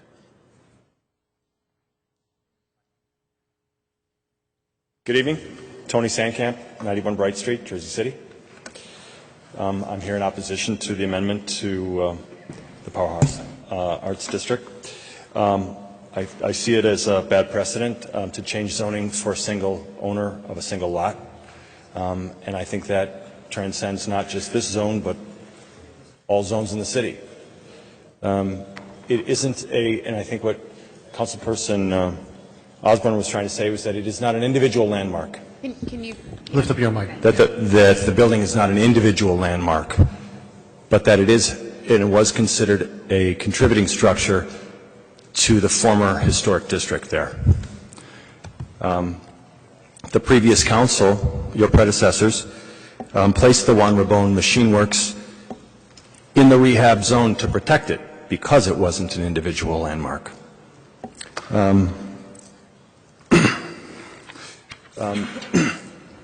it was considered a contributing structure to the former Powerhouse Arts Historic District. It's the oldest building in the district, and in a few years it would require state approval in order to get demo. Hey, Thomas, do you mind if I just ask a question really quick? Sure. To Corporation Counsel. So I feel like we're getting really conflicting information about this building and whether, you know, when we've asked the question, because we were told that it was marked and then that an independent study, that we hired somebody for an independent study and that it's not. Can the city compel that this building stay? I guess I don't understand. So you guys definitely have the authority to if it's not clearly marked, to designate it historical, and you certainly have the authority to not do the zoning piece if you don't want to, and you have the authority to condemn the property and take it if you want to guarantee that it's not going to develop. But in all those cases, the current owner is going to have recourse to pursue their rights on the property. So when you're talking about private property, you guys have certain authority, the zoning authority being the big one, and the historical preservation authority layered into that land use law. But if you do something and it's deemed to deprive the property of value that it should have, then we as a government body will have to compensate the owner for that deprivation of value. So there's a kind of a balance and give and take in that conversation. Okay, you can continue. Okay. I guess going to that, I think that most of the owners in all the historic districts in the city don't have individual landmarks. I don't have an individual landmark where I live, and most of us don't. And if we wanted to change the boundaries of our districts, maybe we could reap a reward from that. And I guess every single one of us could then sue the city. However, I believe that the city has the right, and we've elected all of you to support us in that right, to zone ourselves. And so I believe that the zoning that the previous council put in place here was correct, and I believe that they did it for good reason, to protect that building. Juan Rabon was a Colombian immigrant to the United States. He held many U.S. patents. He built steam engines and locomotives in the building. Another question would be is, if we did change the zoning, what does the city get back? We get a couple of dollars for the housing fund. We get someone to remove the asphalt from the cobblestones in the area. I would ask, if they're going to demo the building, why remove the asphalt from the cobblestones? Because then you have a historic street with a modern building in front of it. Also, if they're going to do this, why do they have no requirement for parking at all? They're going from a 2-story building that's commercial to an 11-story building that's residential, and not a single unit of parking is included.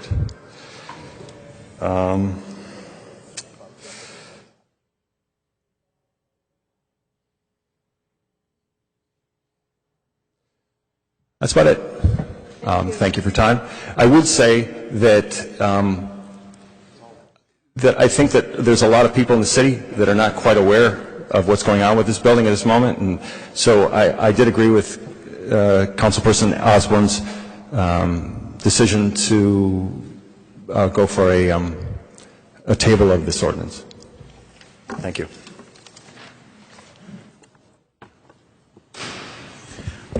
Thank you. Joshua Parkhurst, 201 Marin Boulevard. Parkhurst. Parkhurst, P-A-R-K. Joshua. You're too close. Okay. The Powerhouse Arts District means something to me, the Historic Warehouse District. When I first moved to Jersey City, I was trying to take in everything and, really learn about the area. And I saw this guy who was at 111 First Street, since demolished. And he was just at a little table with a petition talking about saving the powerhouse. And that was my friend John, that became my friend John Gomez, who founded the Landmarks Conservancy and sort of roped me into this. And I ended up learning a lot more about Jersey City and its history than I expected I would in such a short time. One of the first tours that I led for the organization was a tour of the Historic Warehouse District. I'm not sure about the study which Councilwoman Osborne cites, but I do know that the original study that was done for the Historic Warehouse District as a whole, prepared by Richard James, a local preservationist who knows this area like the back of his hand, very clearly designated a contributing structure. It is a little different than most of the buildings in the Powerhouse Arts District and the Warehouse District, in that it's the oldest building, as Tony said, and it's a lot smaller because some of the huge pivotal landmarks like the Powerhouse, the Butler Brothers, the A&P, 111 First, which is now gone, these were large structures which really sort of were an example of industrial America coming on board. This, you might also say, is prehistoric in that it was sort of a few decades earlier, it was the smaller machine shops, and it's the only one that we have left. The parking lot by Harborside, that used to be filled with buildings like that. And I certainly, I'm not familiar with the study the later study that's been referred to, but I would vigorously dispute that that building is not historic. It is. It's a little different than its neighbors. It's smaller. It's not as industrial, you could say, but that's a historic building, and it's something that would be a treasure to lose.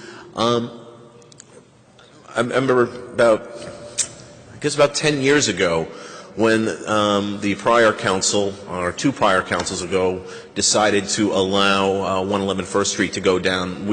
A lot of us opposed it, saying this is the first domino, and they said, no, these are special circumstances and such. Then you had Toll Brothers, and now you have this. You cannot start cutting out and, excising portions of the district. There was a study.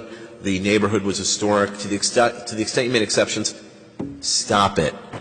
Allow the historic integrity of the neighborhood to remain before it's all gone. I know there's talk about creating another historic district that may come up later in public comment, and the same issue is there. Finally, with respect to the legal aspects of it, I know the Powerhouse Art District has been zoned and rezoned so many times, and the redevelopment plan has been amended. But what I remember is that prior to all this, prior to the artists making that what it was, that was all zoned industrial. So anything that the developer gets beyond that is an upzoning. And only in Jersey City could a developer have the chutzpah to come up here and say, if you do not allow me to further upzone and build skyscrapers of luxury condos, and give me an abatement too, only in Jersey City could someone think, that's a taking of property and there's going to be legal recourse. Anything that this developer gets beyond an industrial site is, in my book, a gift to him. It's an upzoning, him or her. It is an upzoning. So certainly, I understand changes have been made, the plan's been redrawn so many times, and developers can make clever arguments through their land use lawyers. But for goodness sake, don't think you have to give this guy a luxury skyscraper or that you're going to face, a Fifth Amendment taking. It doesn't work like that. This has been upzoned. We took, with the help of the artists and the preservationists, they took a neighborhood that was abandoned. About the only thing there was Uncle Joe's, which is now unfortunately gone, and you could hear live music there, but that's something for another day. Now the buildings like 150 Bay, 140 Bay, some of them were done according to historic standard, and the developers made a mint on them. Don't feel that you have to allow a demo or that you have to allow further upzoning to comply with any property owner's rights. They've got enough as it is. I agree with Councilwoman Osborne's decision to table this bill, and I would encourage you to go back and make sure that those resources in the Powerhouse Arts District and the Historic Warehouse District remain intact. I would encourage the council, although it has to go through HPC and planning first, to readopt the Historic Warehouse District ordinance along with the Powerhouse Arts District. It's certainly valid, and even with the changes, I think it would stand. Thank you very much.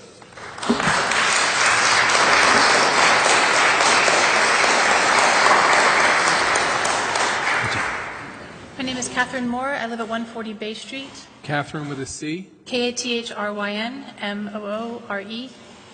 I'm sorry, I was so concentrating on Catherine, I didn't get the last. Moore, Moore. Thank you. I live at 140 Bay.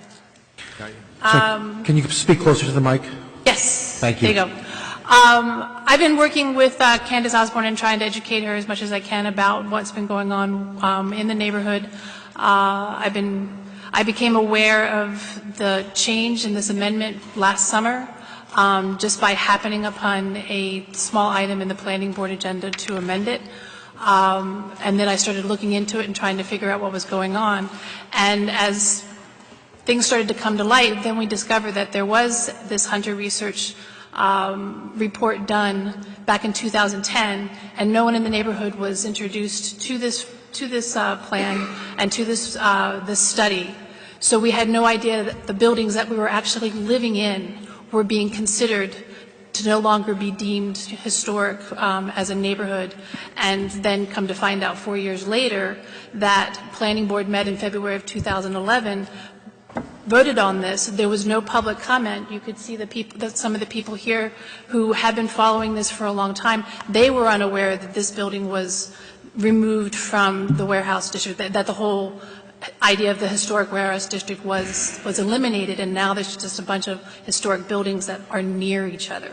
And the idea is we wanted to I moved into this community back in 2005 when in the 140 Bay building that was converted, and even our building was not deemed historic enough because of the addition that was added onto the back, but the rest of it looks like the original warehouse and looks quite good, and it's unfortunate that it's decided that that shouldn't be part of the historic buildings that were to be saved. Even though they're not going to tear our building down, they are going to tear this other building down because that's what the builder wants to do. Just having the transparency and letting the neighborhood know that when these kind of things are coming up, I think is very important, because then you wouldn't have these issues coming up right at the last minute at this time. I sent a letter to all of you this morning via email, kind of explaining what many of us in the Powerhouse Arts District Neighborhood Association feels about this amendment, and if you can take the time and take a look at it, that would be wonderful. The idea that, they feel, that city planning feels that they should maximize the height on this one single lot, we think is egregious because of all the construction that is going on around the neighborhood. I think trying to add just another 30 units is unnecessary, and that they should think about the character of the neighborhood and the scale. And I'm glad to hear that it's tabled, and I'm curious to see what's going to happen next. Thank you very much.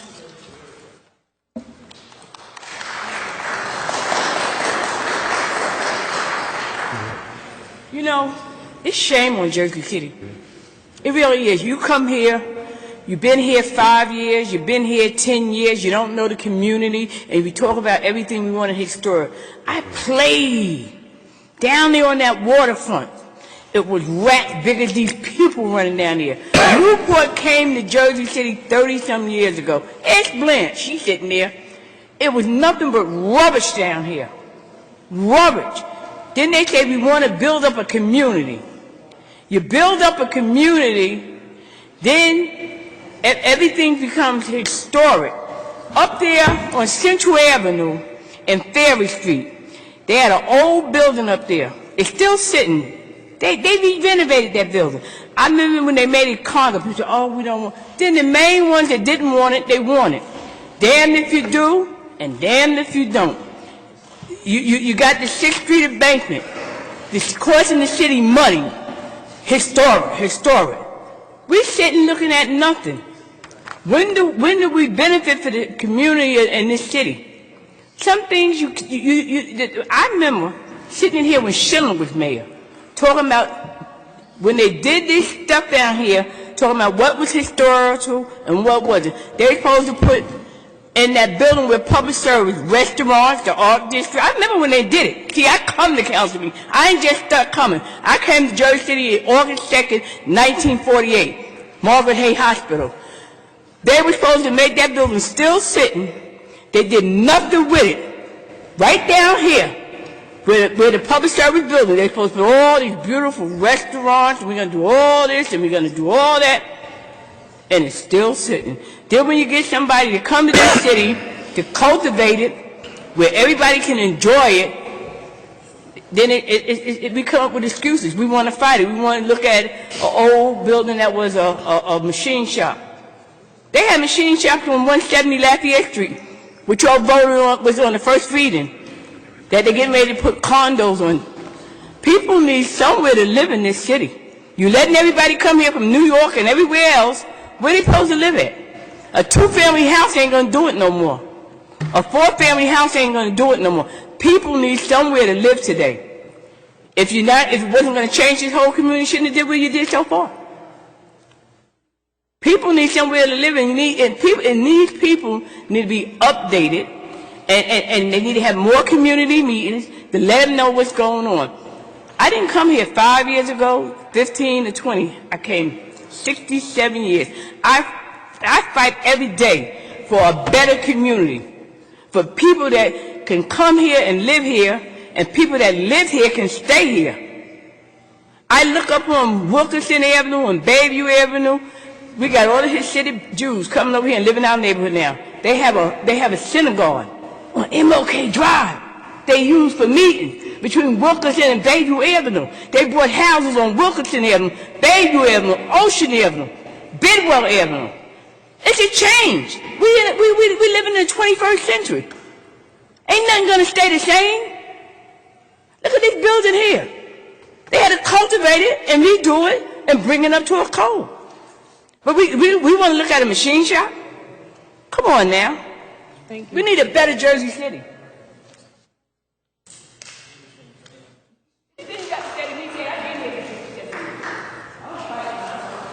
You may.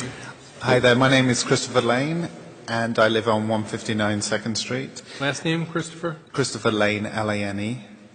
And I'd just like to thank Councilman Candice for putting it to the public. I was actually, it's been really hard as a community to really find information about this. It's really been a closed doors kind of what's been happening in the Powerhouse District.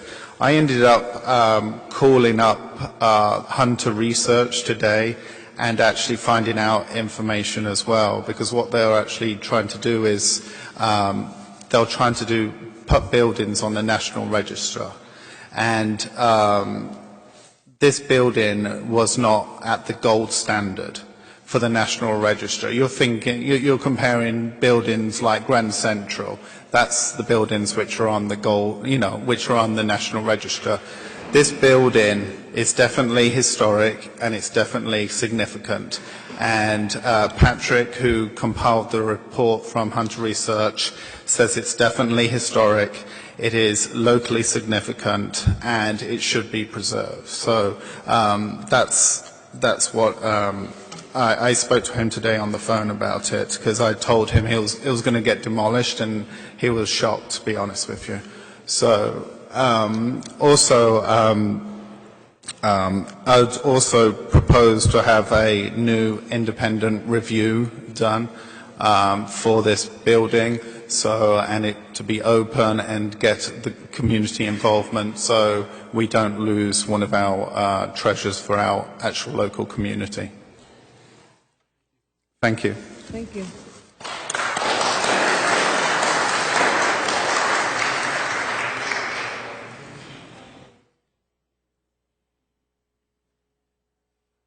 The building is owned by a guy who wants to do something. Everyone who you are? Daniel Sicardi, S-I-C-A-R-D-I. The owner of the building wants to do something with the building that is not currently zoned for. He wants to build a larger building that was not what it was zoned for. It wants the city to allow it to do something different. He wants to construct a building that is going to have a lot of units in it, and there have been absolutely no contingencies made for parking. There has been no consideration made to whether or not that building is going to have any low-income or moderate-income homes.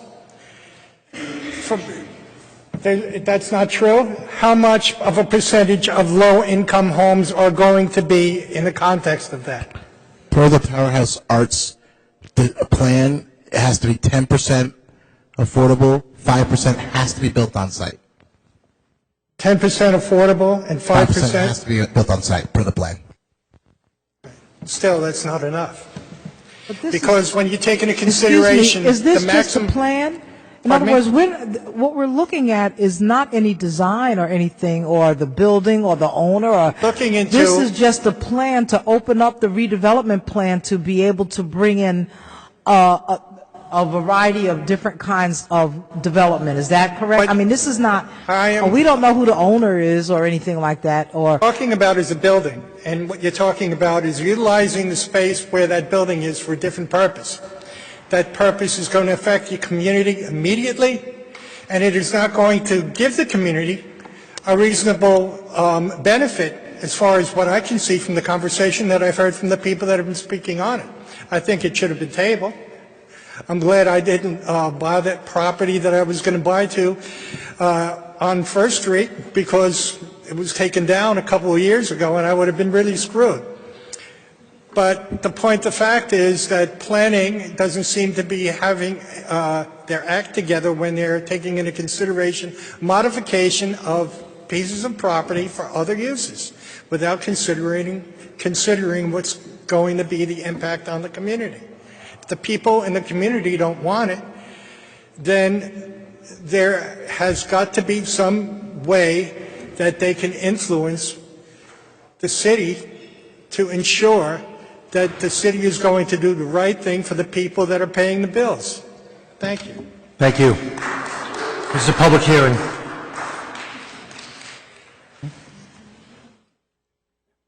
My name is Mark Simon. I live at 150 Bay Street. It's Mark with a C. And I want to speak to a couple of the more general issues that I think are really interestingly highlighted by this particular instance of a desire of changing the plan. And I think that it's critical and then very important for all of you to understand that what we need to do here is to stop the ad hoc, unprofessional, and destructive lack of planning that's actually vitiated our neighborhood. And what is the recurrent motif here is that we have an unending sequence of ad hoc decisions by planning, and we have distortion of facts, we have closed-door meetings, we have, as we just found out today, misconstruence of the data from the historical consultants that have been hired, and there's a very consistent undercurrent and motif here that's repeated currently in our neighborhood, and it all comes from the same point. We need a plan. We don't need ad hoc zoning for each parcel. And the responsibility, the public trust, resides in our government officials, you and all of the others in the administration who support the effort to make this a vibrant and viable community. Previously, and I won't go back into the unfortunate past too much, we were told by the previous corporate council the dominoes would not fall. Completely untrue. They are all falling. We were told that the neighborhood would not be overbuilt because the infrastructure that supports the neighborhoods wouldn't be sufficient to do so. This was told to me personally by people on the planning staff. Not true. They reversed all of that diction when they went to support Toll Brothers. And just as an illustration of what goes wrong when there isn't careful planning, I'd love to read to you from the Planning Board's statement of why they approved Toll Brothers, just one sentence. The architecture and glass facade treatment for each tower minimized the presence of the towers. Well, anyone who goes down the street knows that a great big hulking masonry bulk is there, not a glass facade that diminishes the appearance and the impact on the neighborhood. What this illustrates is that in that instance where planning was not carefully followed and where there is no accountability by what comes after, the neighborhood does get destroyed. I made many presentations in front of the various organizations. I used an analogy that the overdevelopment was likened to an organism that attacks a substrate very aggressively, feeds on it, grows uncontrollably. The analogy was directly to cancer. And what's happening now is the cancer in our neighborhood has metastasized. Every single developer asks for more. As has been stated by some of the previous speakers, there's no reason for this other than they know there's a pliant point of view by the administration to allow that to happen, and the planning department encouraged, pushed, and gave you information that perhaps wasn't so accurate that led to the approvals that in fact is causing all the dominoes to fall. If you look at the way planning should proceed, it's by a plan, by logic, not by ad hoc manipulation every time of a change to a redevelopment plan that then becomes basically meaningless. I've had a number of interchanges with people on the planning staff whereby they say, oh, floor area is not the modern way of looking at sites now. We really are tending towards form-based codes as a way of informing how to build our neighborhoods. Well, I made the effort of calling the Form-Based Code Institute, talking to the parties there, who told me clearly, you know, it's current planning principles, it's great, it's fine, but it presupposes that you in fact have a form-based code in place before you make any allusion to it. Otherwise, it's meaningless. And unfortunately, again, I want to conclude by saying this is the undercurrent here that we need to address. We need a plan. The plan needs to be followed. The neighborhood has to be engaged. We have interaction that is productive. In fact, with the owner of the particular parcel involved, we've had a good interactive dialogue. Unfortunately, it came very late in the game. And as Catherine pointed out, there was absolutely no effort made by planning to let us know about the study. Then the way the study was presented, as another neighbor just told you tonight, it's been misconstrued. We should be very cognizant of the fact that there's enormous pressure to overdevelop. The danger is when you have exactly the same consultants on board for every developer, asking for all the same things, and in each and every instance tailoring their testimony to you, to the planning board. Sir, sorry not to.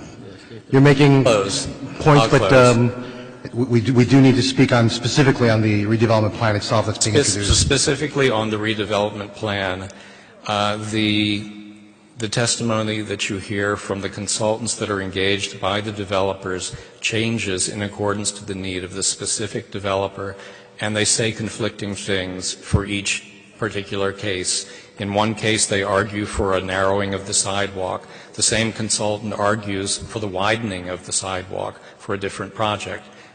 Bottom line, in this and every other case, there's no consistency, there's no adherence to a plan, and it's unfortunate and it has to be stopped. Thank you. Thank you. This is a public hearing. Please remember we're speaking on, and this is not directed specifically to you, just the general crowd. Gilbert, speaking about the redevelopment plan. While there may be contentions about the process and public input and things of that nature, I'll ask you to speak directly about this particular ordinance. Thank you. Good evening, once again. First, Moore? Gilbert Moore, yes. Last name M-O-O-R-E. We have a lot of redevelopment going on in Jersey City, as we know. A lot. What we need to understand that we have to look out for our kids growing up in Jersey City. We have numerous buildings that were being built downtown, but we really haven't looked at the infrastructure going into these buildings, specifically with water main pipes, electricity, which are hundreds of years old, which, as you all know, Hoboken is seeing the recourse of just building when you got millions and millions of dollars of water main pipes busting and going on. Every building in Jersey City is some way, shape, or form historic. Every building. At the end of the day, I wish that the council, don't look at the dollar aspect of it, but look more as the safety aspect of it.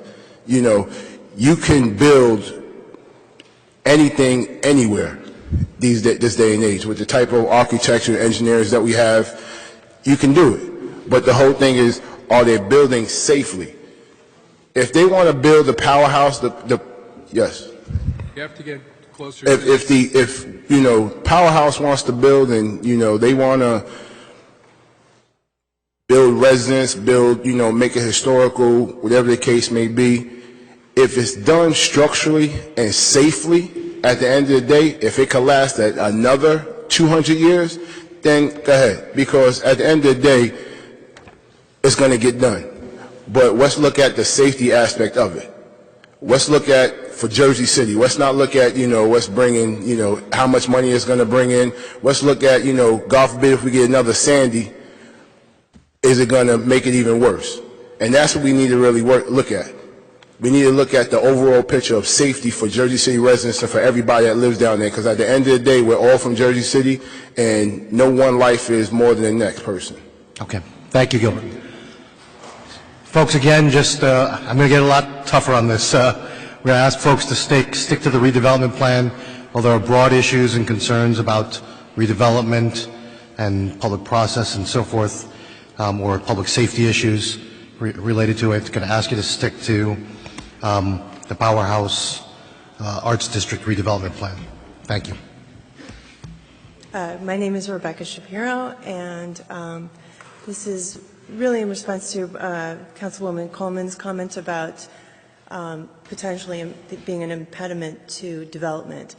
This building belongs in a district that has been designated as such, and there's enough redevelopment going on already in the city that we do not necessarily have to sacrifice one very old building for another. People are more than welcome to build in my neighborhood, Bergen Lafayette. We do not have to move something that is very precious to the community just because people don't think it's special enough. It's important to maintain the ethics and the plan that's already been in place rather than cherry-picking buildings because somebody doesn't think they're appropriate. So that's all I have to say. Thank you.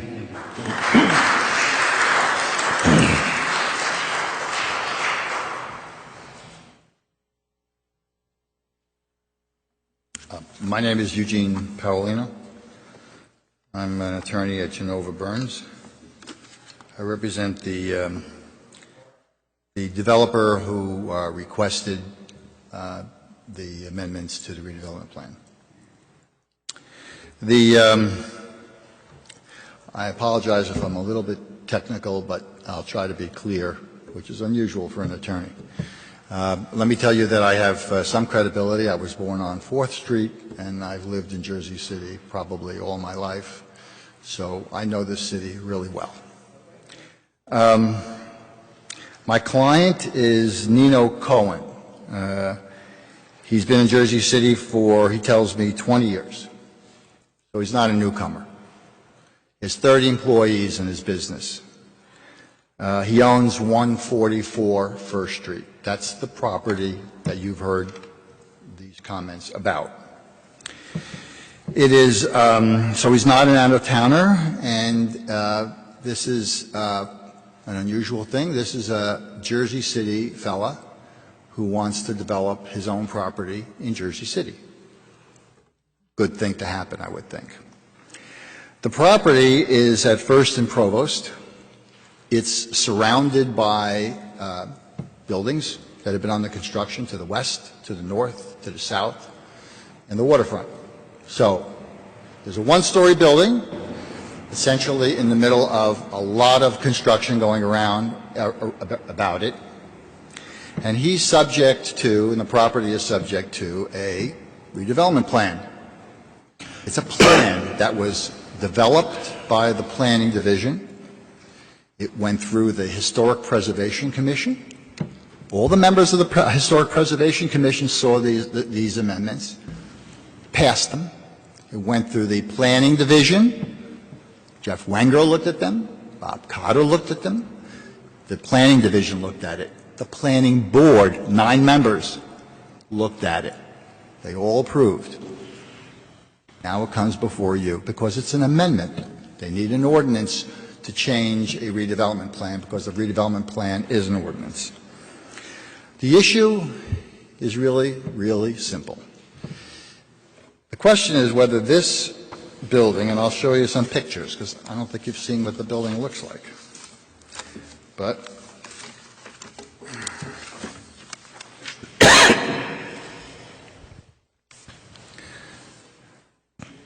this is a one-story building. I'll speak while you're taking a look at it.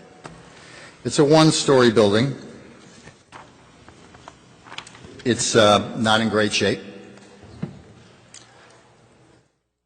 It's not been used for the Juan Ribbon machine shop for decades. The question is this a historic building? Take a look at it. The comments that you've heard seem to want to revisit the question of the historic nature of that building. And I tell you that there's, fortunately, a transcript by Mr. Harshbarger. I'll spell it for you.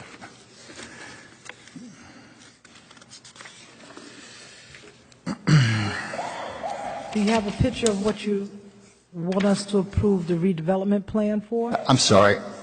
Do you have a pitch? You showed us pictures of the building as it is now. Do you have a rendering No, of? I don't have a, I think I do have a rendering. I'd like to see that too. I have the architect here and I have the planner here. If you want to take a look at the rendering, you can see it. But I have to tell you that that's not before you, because that plan, no matter what it is, has to go to the planning board to get site plan approval. Once it meets zoning requirements, it then goes to the planning board and gets site plan approval. So we're not there yet. We're far from it, as a matter of fact. But I wanted to tell you about Mr. Harshbarger.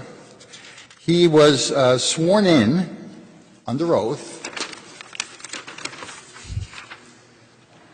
Harshbarger. Hold on for just 1 second. He was sworn in.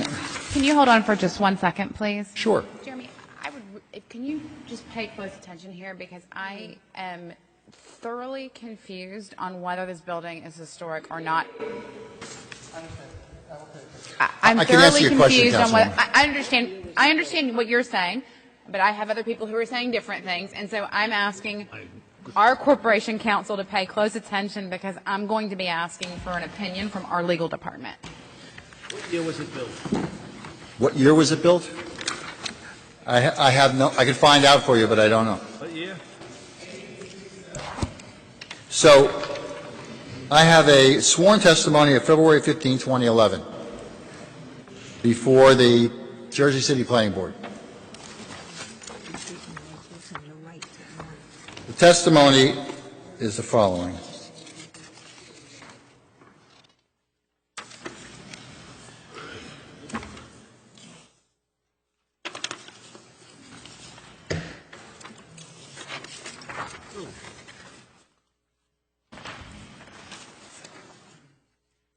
This is, I quote from Mr. Harshbarger.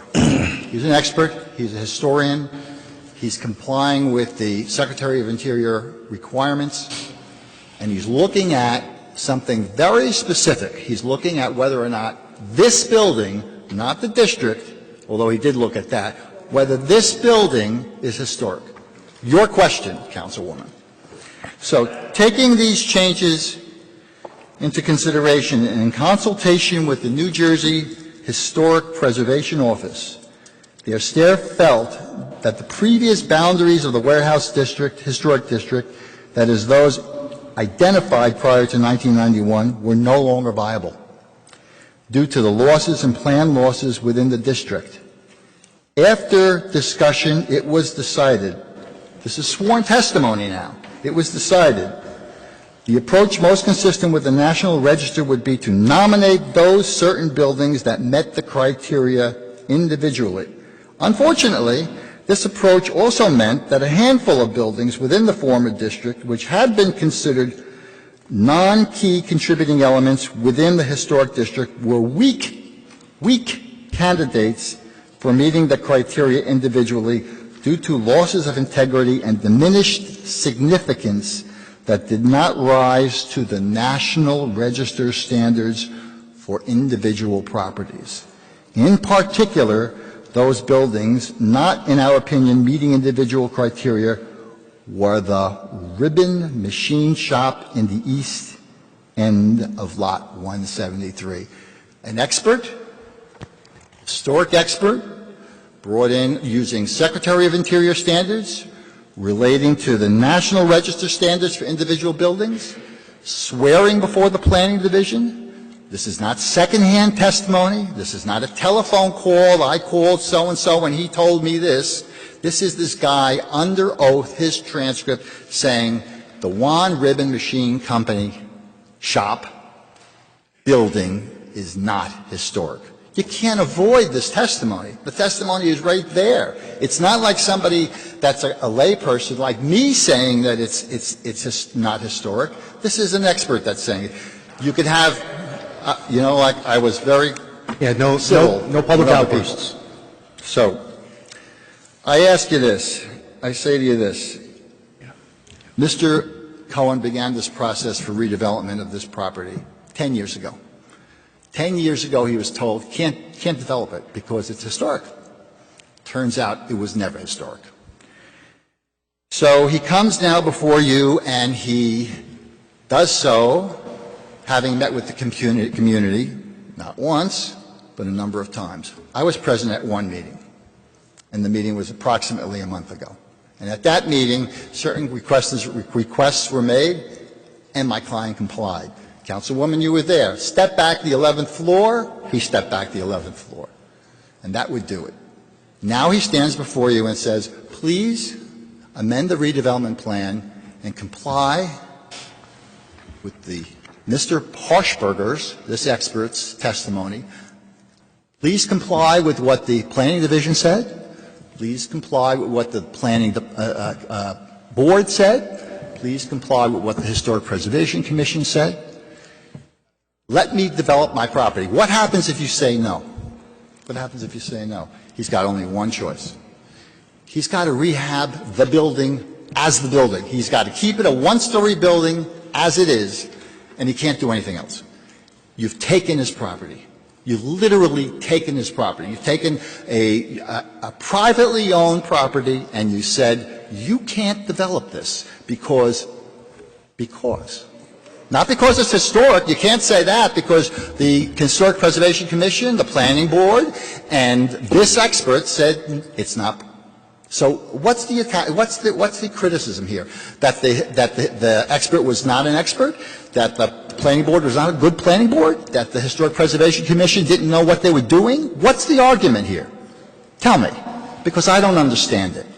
This building is a one-story building about to implode, about to crash in on itself. It's an old building. Buildings get old, folks.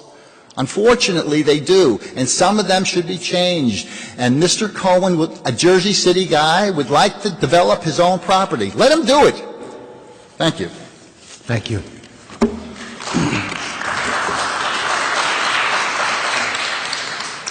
Sir, you only get one bite at the apple, unfortunately. No, I'm sorry. Just not allowed. No, Gene, you're done. Left the mic. Thank you. Leave the mic, you stay away from the mic.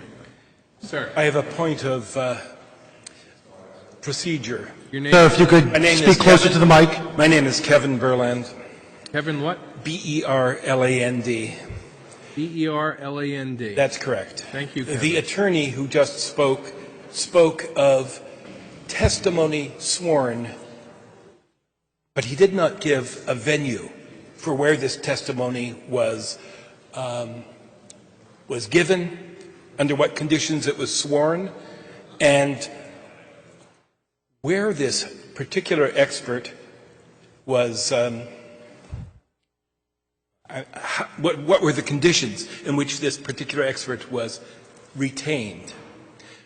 My question of procedure is that when there is a historical designation in process, it's my understanding that the historical designation needs to be revisited in an open meeting, and all of the arguments to alter it in principle, not in specifics, be made in an open and transparent way, which has not been done.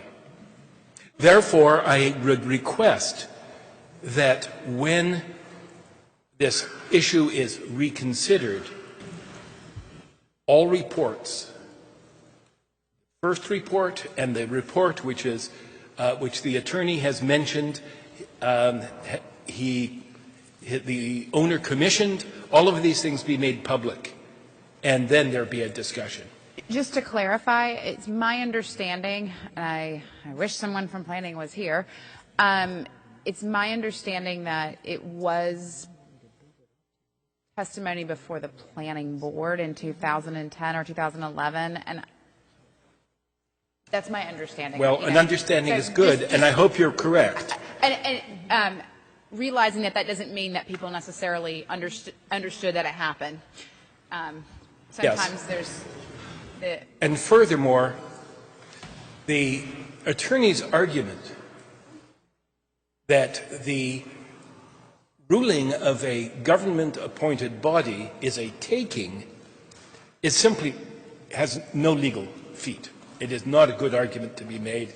And were the council to amend, out of hand, to amend this, you would open yourselves for unending litigation by individual owners to change zoning requirements. It would be a very dangerous precedent to set. Thank you.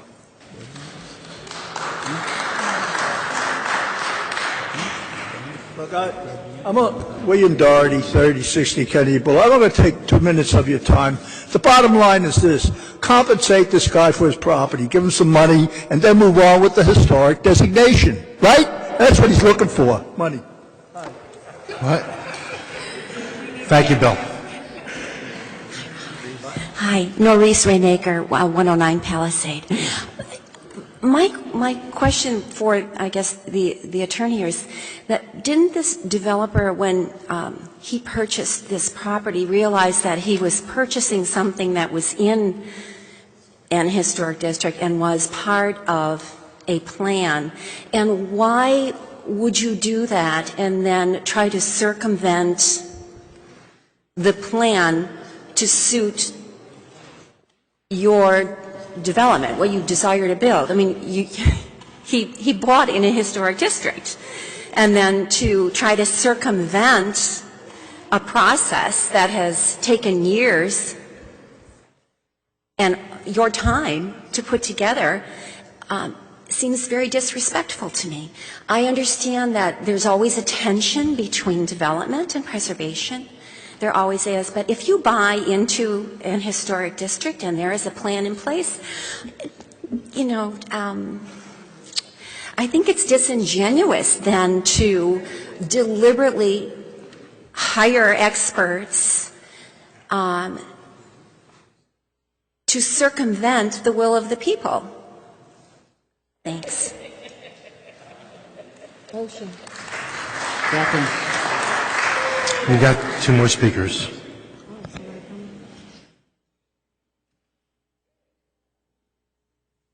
My name is Edward Colling, Kolling, and full disclosure, I am employed by the property owner. I'm an urban planner. And just for a couple of quick points, when this property owner bought the property, it was not within a historic district. And he bought it with the purpose of using it as it was, and with the purpose of holding it for later redevelopment. Later, the redevelopment plan was adopted, and this property was zoned, as the attorney mentioned, just for what it is today, a one-story building. Unfortunately, it happened to him while he owned the property. Every other building on this block, or every other property, was not zoned that way. And there are several buildings now that have been constructed or are under construction, all of which are larger than what the proposal is. Current proposal is for an 11-story building. There is a building already constructed, Waldo Lofts, which I believe is 13 stories, another one of 11 stories, another one of 12 stories. This would be the smallest, so it's not out of character with what's on the block. So it's not a skyscraper. And how this whole thing came to be was there was a historic district that was designated. It was then overturned in court. The cities went out and hired the expert to do the study for the historic nominations for the rest of the area in general. And the city's expert came back and said that this building was not part of that historic district, or there really was no historic district. So it wasn't the developer or the property owner who was hiring experts to overturn it. It's what ensued in the natural course of events when the city looked at the historic nature of this area. So just to more or less set the record straight in that way. Thank you. The public hearing on the ordinance. Anyone else wishing to be heard? We have a motion by Councilperson Waterman. Second. By Councilperson Coleman. Close the public hearing. We're closing the public hearing right now. Thank you, Councilperson Gajewski. Ramchal? Aye. Bajano? Aye. Yun? Aye. Osborne? Aye. Coleman? Aye. Rivera? He stepped away. Councilperson Waterman? Yeah. Council President? Here. Aye. You have an 8-0 vote to close the public hearing. Are you making that motion now, Councilwoman? Yes. This is We the wait for table Councilman 4C. Rivera? Yeah, we need to wait for Councilman Rivera. 15-041. I'm sure he doesn't want to miss after this. the close of the public hearing. We have a motion by Councilperson Osborne. Seconded by whom? Michael. Michael Yun. Before we call for the vote, can we wait for Councilman Rivera? Sorry? Yeah, table. Here he is. This is to table 4C after the close of the public hearing. Councilperson Kajewski. Aye. Ramchal? Aye. Fagiano? Aye. Yun? Aye. Said yes? Which one is it? We're tabling. Table. Oh, table it. Voting to table. Yeah, table it. Councilperson Osborne? Aye. Coleman? I'm just going to say one thing before I vote, and that is, to me, what the historical designation does, it causes grief for the people who own the property. To me, I don't know for sure, but from my research, the fees and the costs of redevelopment and repair are different. And to me, this gentleman purchased this property, and now we've declared it historical, and now he can't develop what he would ordinarily be able to develop on that property. That just doesn't feel right to me, but I'm going with my colleague who says to table it, and maybe we can have further discussion to make me understand, because I don't understand. So I say aye to table. Councilperson Rivera? Aye to table. Councilperson Waterman? Aye to table. Council President? Aye. We have a 9-0 vote to table item 4C after the close of the public hearing. Council members, members of the public, we're to the public request for hearing. First speaker, Jamie Vasquez. Take those pictures. Okay, get those pictures. I'll give them to Robert. Good evening, members of the City Council. I was hoping that a few of you might have been able to see Dr. Sanjay Gupta's third part on the question of medical marijuana. And I've watched all three parts. Now they're different. Guys, can you tell me, I can't hear Jamie, just tell him to just be quiet. Too many sorry. conversations. Take Folks. your conversations outside, please. If you leave, do quietly, please. Thank you. Sorry about that, Jamie. Yeah, Jamie. Thank you very much. Monday, or either Sunday or Monday, there was a third-part documentary by CNN Dr. Sanjay Gupta on the question of medical marijuana. A number of things happened during this documentary. One is, in my opinion, the extension of medical marijuana to a host of other medical situations, including Alzheimer's, lupus, post-traumatic stress syndrome, cancer, and a host of other medical conditions. From that documentary, I also learned that the Veterans Administration, of which I am a patient, would allow the VA to prescribe medical marijuana to people outside of the VA. Right now, the VA does not recognize that because of the federal classification of marijuana as a one-class drug, equivalent with heroin, cocaine, and a bunch of others that's more serious addiction. Dr. Gupta has brought to us a number of issues that are going to be current. There's a move by Senator Booker, Senator Paul Rand, and Senator Gillibrand to place marijuana in a second-class status, which is where it belongs, and that the doctors will be more easily be able to dispense this medication to people who need it. Right now in New Jersey, There are 3 locations. Since they established the medical marijuana, only 3,600 people have used it with regards to their issue of pain. It just so happens that today, to this evening, is the 47th anniversary, I would say, or the 47th year since I was wounded on top of a hill in Vietnam. I was an 18-year-old Marine, and I was hit with a hand grenade, and I got about 20 to 30 pieces of red-hot steel in my body. I was in the hospital for 4 months. But ever since that night, I've had to deal with the issue of pain. And so it affects me directly, but it affects a lot of other people. God prayed that there be a cure for Alzheimer's disease or for lupus. I spoke with the gentleman and his wife before about the group that was here for lupus, and we're going to meet, and we're going to propose, a press conference to allow the public know about this issue.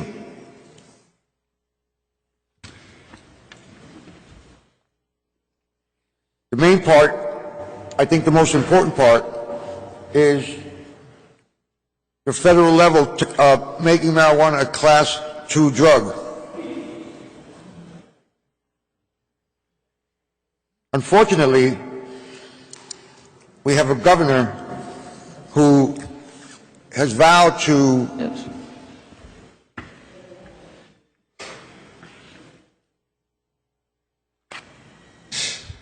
This is the second time that I've come here in the last month where 3 or 4 people leave the room.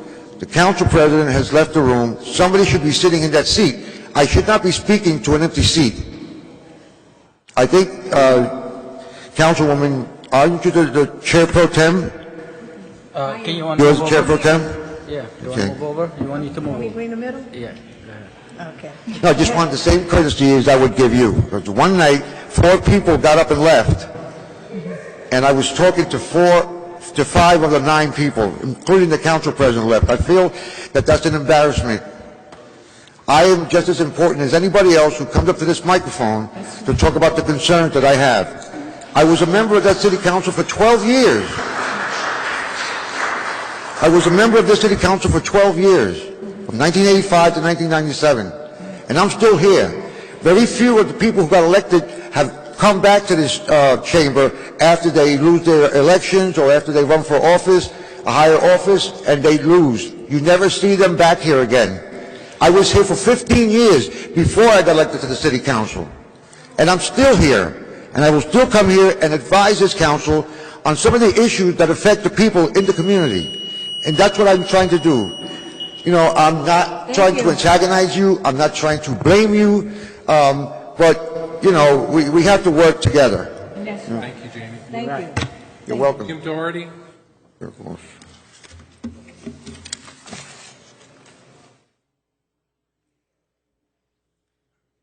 Scott, a good point. I'm William Doherty, 3060 Kennedy Boulevard. First, the NJTO and Bill Doherty would like to extend our gratitude and appreciate to Pam Andes.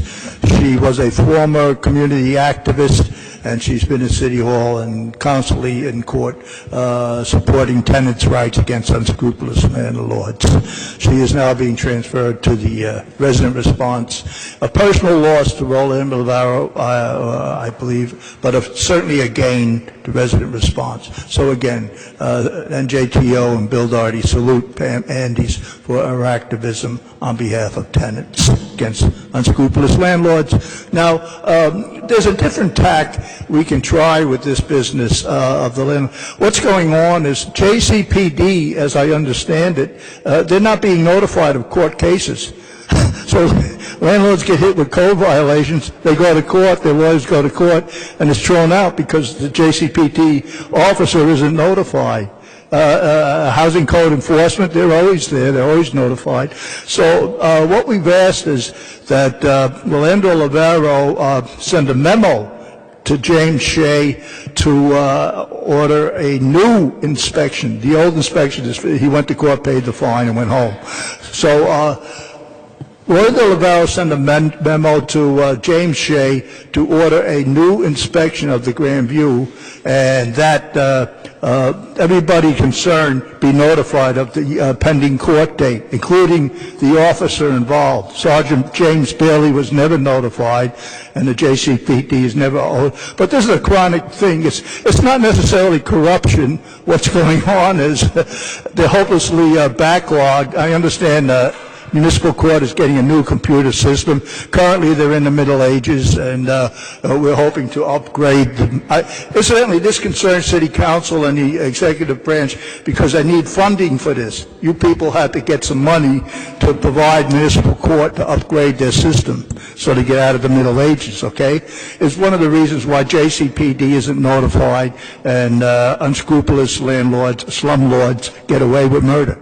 So this is a broad problem which certainly Lloyd Olivero can address with a memo, you see. And again, this is the triumvirate of, should I come forward? Back up. Again, it's the triumvirate of Steve Fulop, Lloyd Olivero, and the other guy, James Shea. So if you get together, you can correct this computer problem, you fund them, bring them up to speed and into the 21st century, and the Jersey City Municipal Court.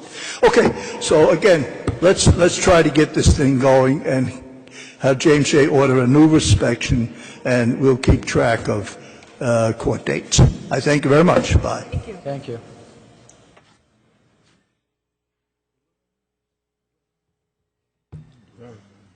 Vern?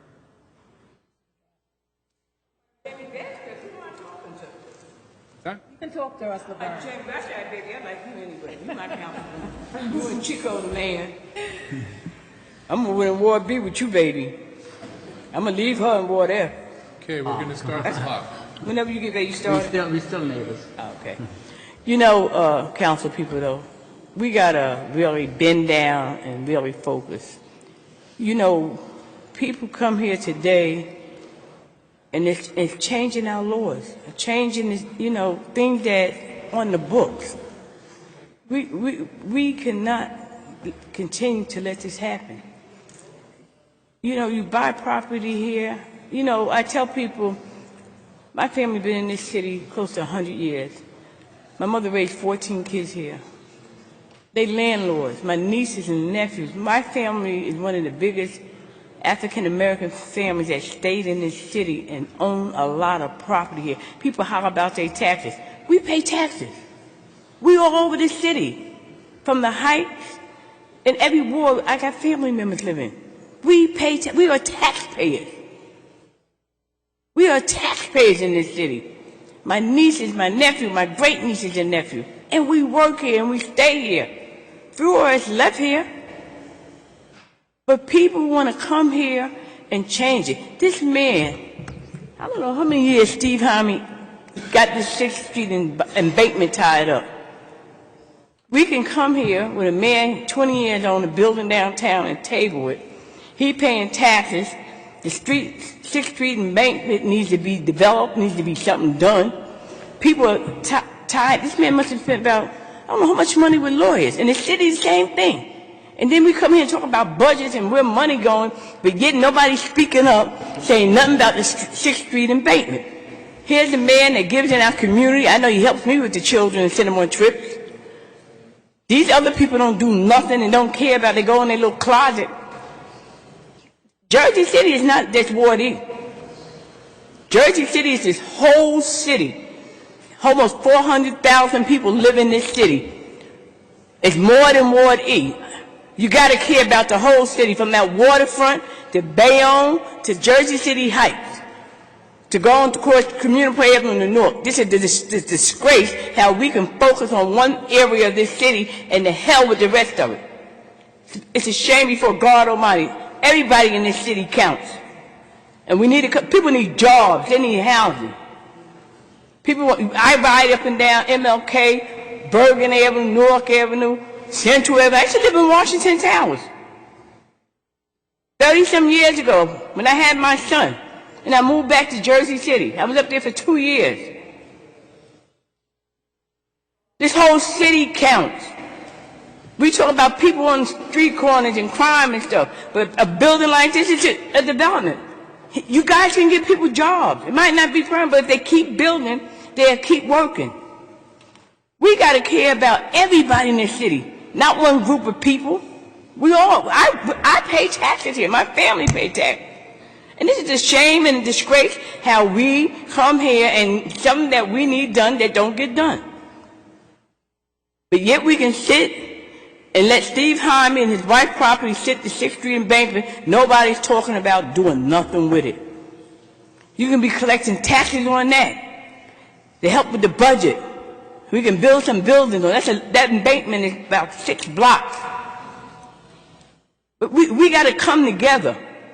We can't let people dictate to us about one area, one couple projects. It's not fair to the rest of the city. They need jobs, they need help. We got stuff going on in Project Sudan Avenue, just broke ground. Ain't nobody came here to, oh, we don't need that in our neighborhood. It's historic. It's a whole lot of stored in water. But if we need development, we need development. Thank you. I ain't staying here all night. Y'all have a blessed one. Thank you, Lauren. Thank you, LeBron. Benjamin Brickner.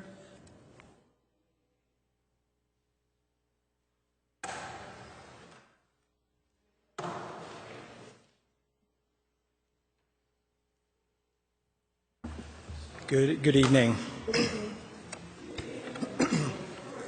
I was here 8 weeks ago to discuss PATH service here in Jersey City, and you all had some very helpful suggestions, and I took up as many of them as I could, and I'd like to briefly update you on some of the progress I've made since I was here last.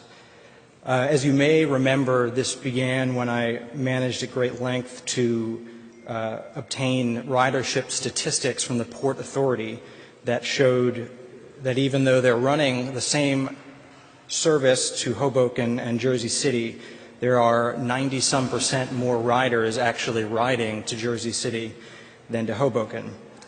At your suggestion, I reached out to all of our 31st and 33rd district legislators with this information, but to date have received no response.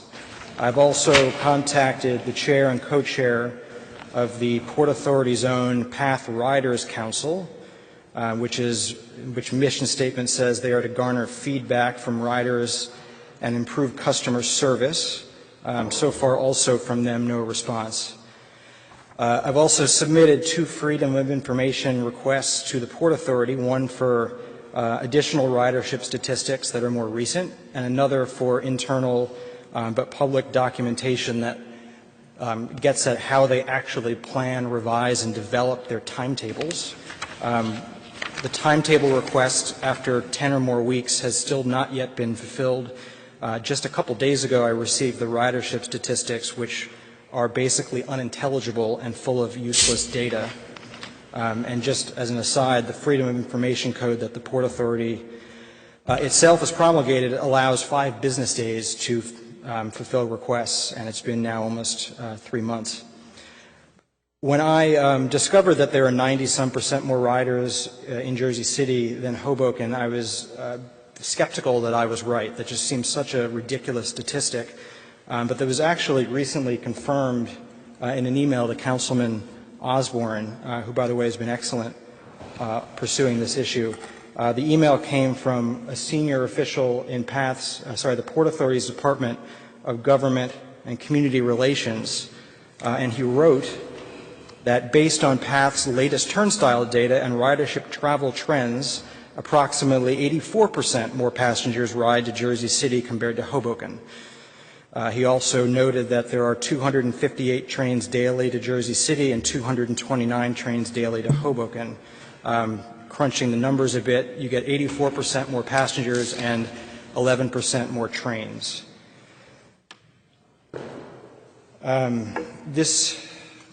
It's been frustrating not being able to make more progress with the Port Authority. I realize the responsibility for this does not necessarily rest with the Jersey City Council. And I know that many of your wards don't have many PATH riders, and there are clearly, as evidenced from tonight, many other pressing issues before the city. But I would note that this this affects as many as 40,000 Jersey City residents daily. That's the number of riders that use the Jersey City line every day. And it's certainly not me who's having an issue. In the last minute I have, I'd like to read a couple of fun tweets that I've pulled from other aggrieved riders who have had similar experiences on the PATH train. They've noted that PATH is so crowded and that Mayor Fulop in the state of the city keeps building mega towers for New Yorkers. How will they all commute into the city? Others have said they've never seen so many service alerts before leaving their house in the morning as I did.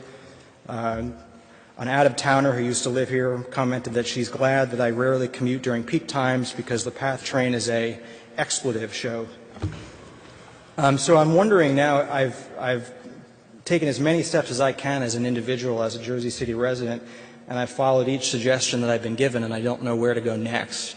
And I'm hoping that if the Port Authority won't listen to me, and they don't seem to listen to many folks, if perhaps the Jersey City Council might be able to take more aggressive action in raising the profile of this issue, because I think especially given the economic and development boom in this city, it simply can't be sustained for much longer if even a small fraction of the new residents who are likely to move in the next year or two ride mass transit into Manhattan. Something's got to give. So I'm open to your suggestions, and I thank you for your time. Thank you.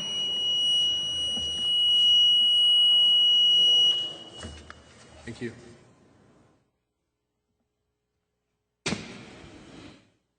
Philip Blasio. Philip Blasio. Jeff Dublin. Yvonne.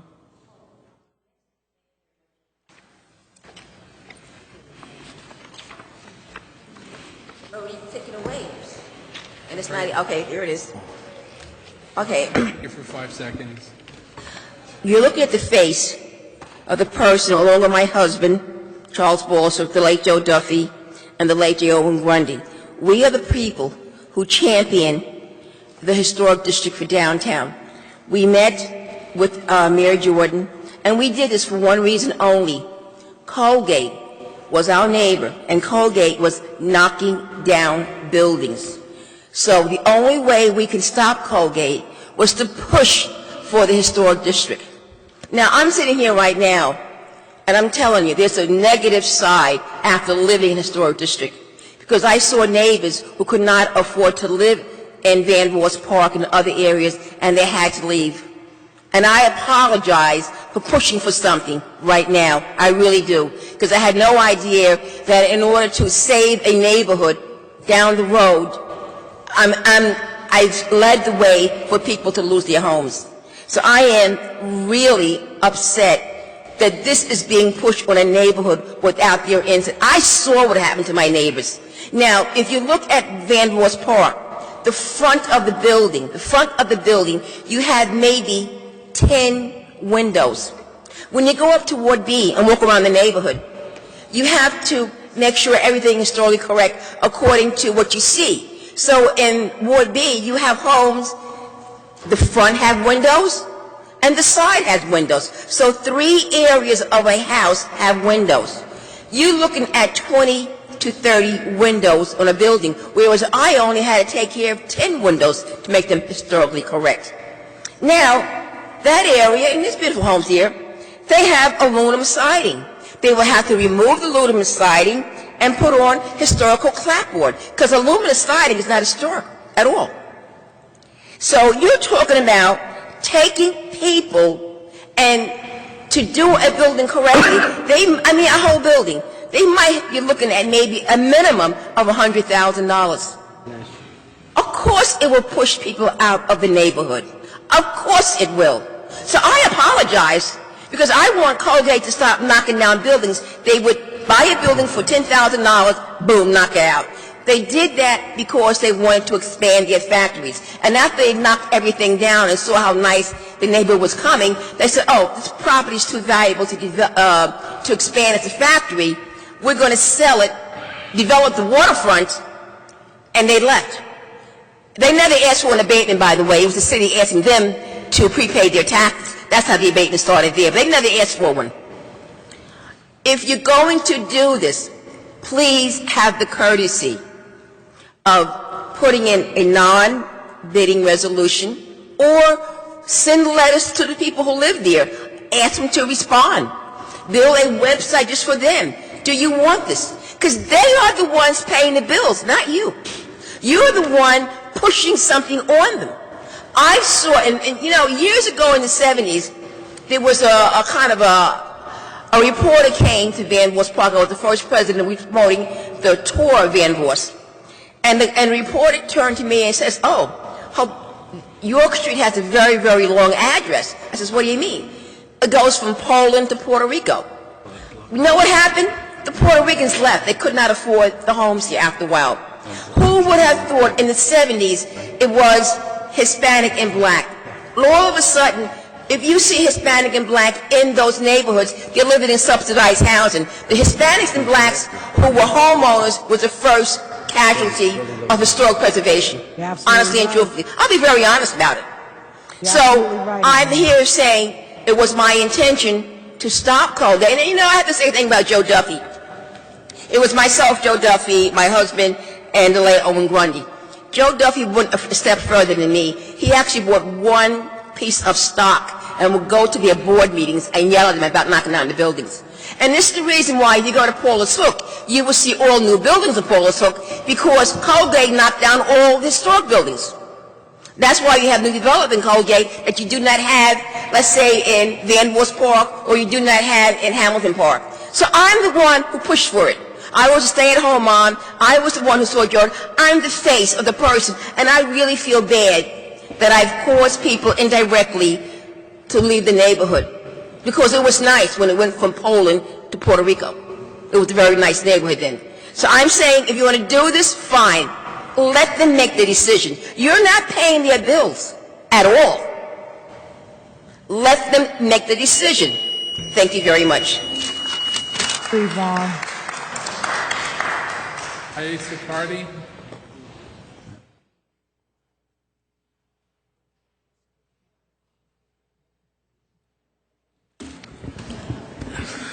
Good evening, members of the City Council. The Historical Preservation Commission has broken many laws. The qualification of Historical Preservation Commissioners are governed by the New Jersey Certified Local Government Guidelines, which was authorized by the National Historical Preservation Act Amendments of 1980. And the National Park Service Professional Qualification Standards published in September 29, 1983, as part of the Secretary of the Interior Standards and the Guidelines for Archaeology and Historic Preservation. And lately, NJSA 40:55D-107 Historical Preservation Commission 1985 amendments to Municipal Land Use Law. The qualification of Historical Preservation Commissioners are finally released by the Legal Department of April 7, late evening, and the notes of today's meeting indicates Scott Mickman, Environmental Science, Downtown; Stephen Gucciardo, Communication Design, Downtown; Mary McClare was replaced by Richard Lavorelli, Class B; Mary Jean Gudadiello, Science, Education, and Licensed Real Estate Agent, Downtown; Irena Bereznaya, Artificial Intelligence, Downtown; Robert Stewart, High School Graduate, Chase Club; Andrea Mazzola Adams, Lawyer; Anthony Sandkamp, Biology and Acting, Downtown; Sandra Thomas, Architecture, Downtown;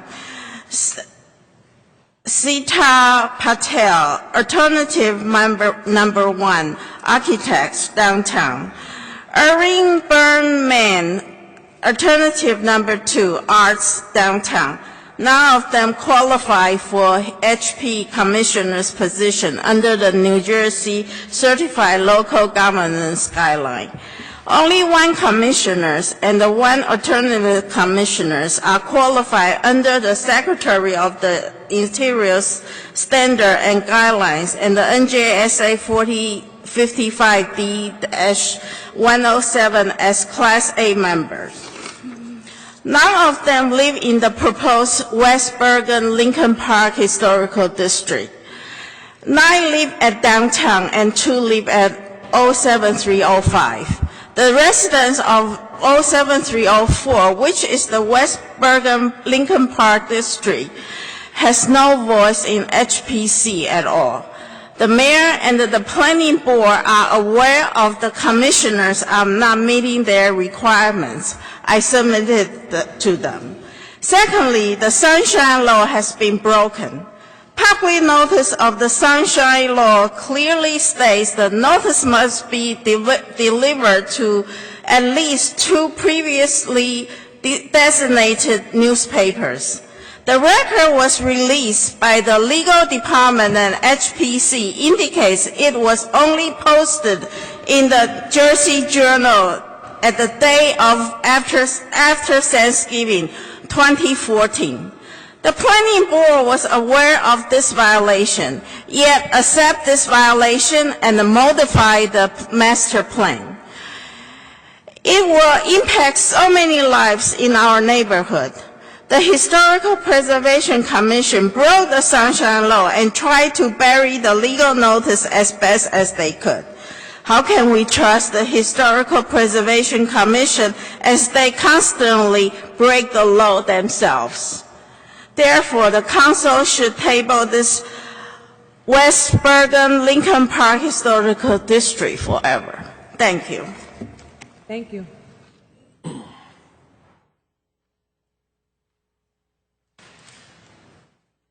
Eugene Overstreet.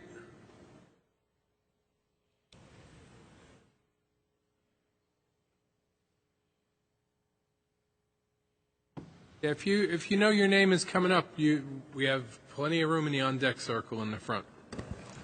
Reverend Overstreet, go ahead, please. Mr. President, Reverend. to this august body and to this Baptist service that we had, all-night religion, I'm here to kind of change the atmosphere and the stream of the conversation, Mr. President. I've been troubled and I've been led to come and briefly put my feelings in a capsule as much as possible for the time allotted. I am the oldest Baptist pastor in Jersey City who came here originally 39 years ago. I've been preaching 52 years. I am the only African American Baptist pastor in the state of New Jersey to have held office in the largest black religious organization in the world, the National Baptist Convention. I led evangelism and I led substance abuse. I preached Friday night the funeral of Reverend C.L. Franklin, Aretha Franklin's father. I know where all of the bones are to be dug up in Hudson County because I helped planting them there. I've been housing commissioner, I've been Hudson County chaplain, I've been aide to the mayor, and I've been watching. I've served mayors faithfully, and I'm glad that though we are on different sides politically, what elected officials don't understand is 48 months come real fast. and 48 months for those who are on the wrong side of winning. You can afford to wait on 48 months. I'm saying this. I have been watching the papers and listening, Mr. President, to what has happened to Congressman Ramcho or to me, Chico, our friend, and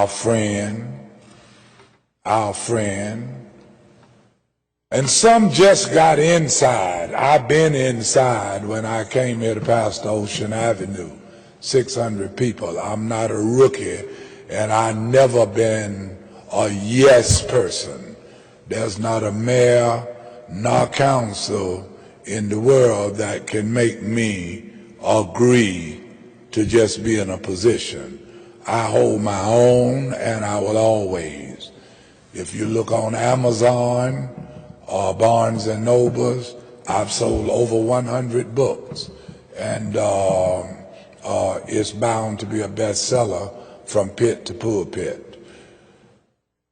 I am here to say that to the prosecutors, to the city council, to all of the people in Jersey City, and I can be quoted directly in the news, that I think it's an unfair advantage when what we've been doing for 39 years I've been here to drag this young man through the mud.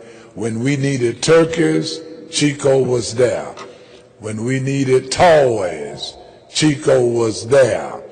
Before the mayor made some of these people, Chico was there.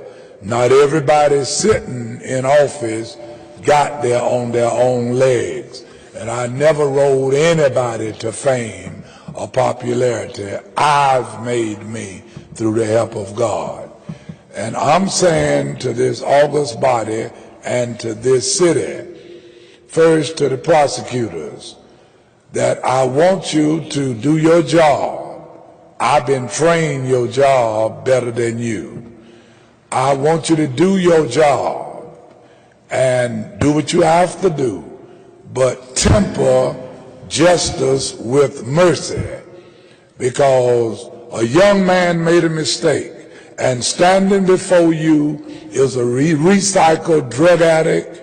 I lost all, a womanizer, an alcoholic, and I think every man, if I can rise to the level to be valiant, please, Mr. President, suspend the rules. You have the power. I didn't start the clock. Okay. Robert Rules of Order say I can appeal directly to the chair. Reverend Overstreet, please wrap it up. 2 more minutes. All right. Now you have. That's Robert wrap Rules it up. of You Order. have to wrap it up. Know it.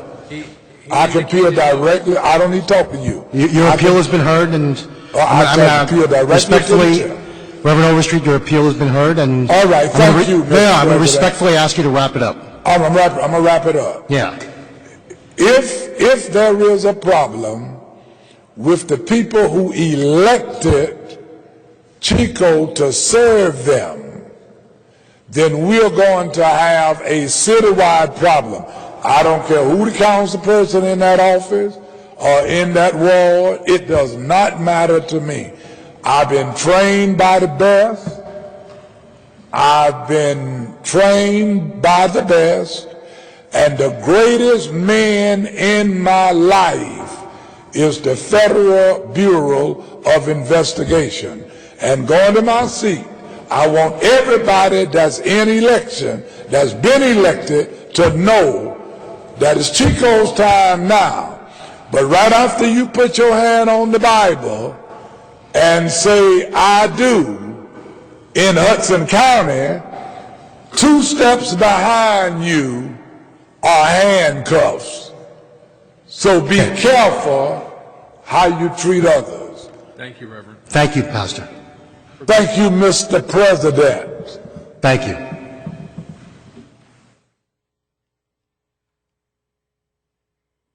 Shapiro.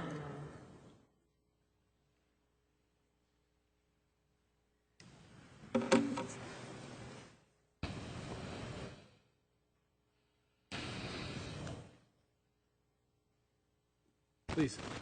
So this week is the 50th anniversary of New York City's Landmark Conservancy, and it was enacted, or it was begun as a result of the wanton destruction of Penn Station. And I just wanted to remind Closer to the mic, please. I wanted to remind you that we are living in a state of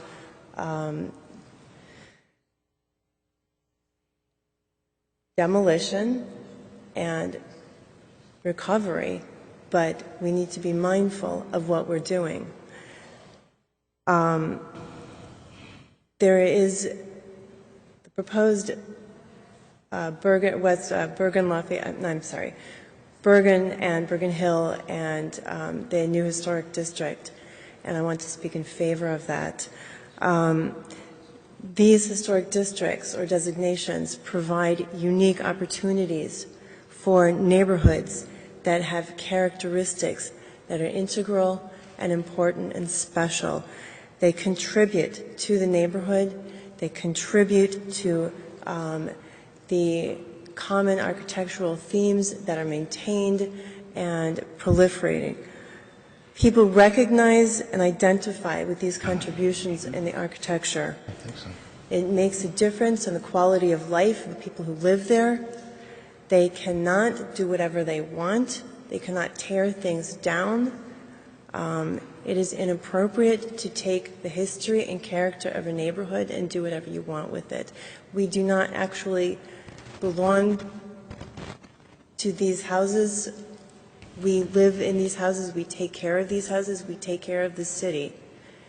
The historic district is something that should be very carefully considered because there are people who live in the district. We live in Ward F, for example. Many people support it. These historic districts retain market value. It adds to the beauty of the city's character. Time and again, studies have shown in modern urban planning that people want these kinds of homes, these kinds of neighborhoods, and they choose to live in them. They do not want what Robert Moses did to New York City. They want what Jane Jacobs did to Toronto after she was chased out of New York. So consider that what people want is actually what they currently have. Thank you. Thank you. Justin Throworth. Robert, before we continue, listen, I want to personally apologize to you for what went on before. That shouldn't have happened. You know, when the gentleman was disrespecting you, I want to personally apologize. I thought that was unacceptable, and I don't think he should have gotten the allotted time to keep on. Thank you. Appreciate it. I agree, Dan. Hello, my name is Justin Froworth. I live at 54 Duncan Avenue, which is in the new proposed historic district, in a house which is one of the key contributing properties. I'm also currently the president of the Jersey City Landmarks Conservancy, which is a nonprofit independent group which advocates for historic districts and historic buildings. As I noted 2 weeks ago, at that point, I really didn't want to use much of your time, and I didn't want to be there because it was supposed to be a first reading, but I had showed up 2 weeks ago to ask for this to come back on for a first reading.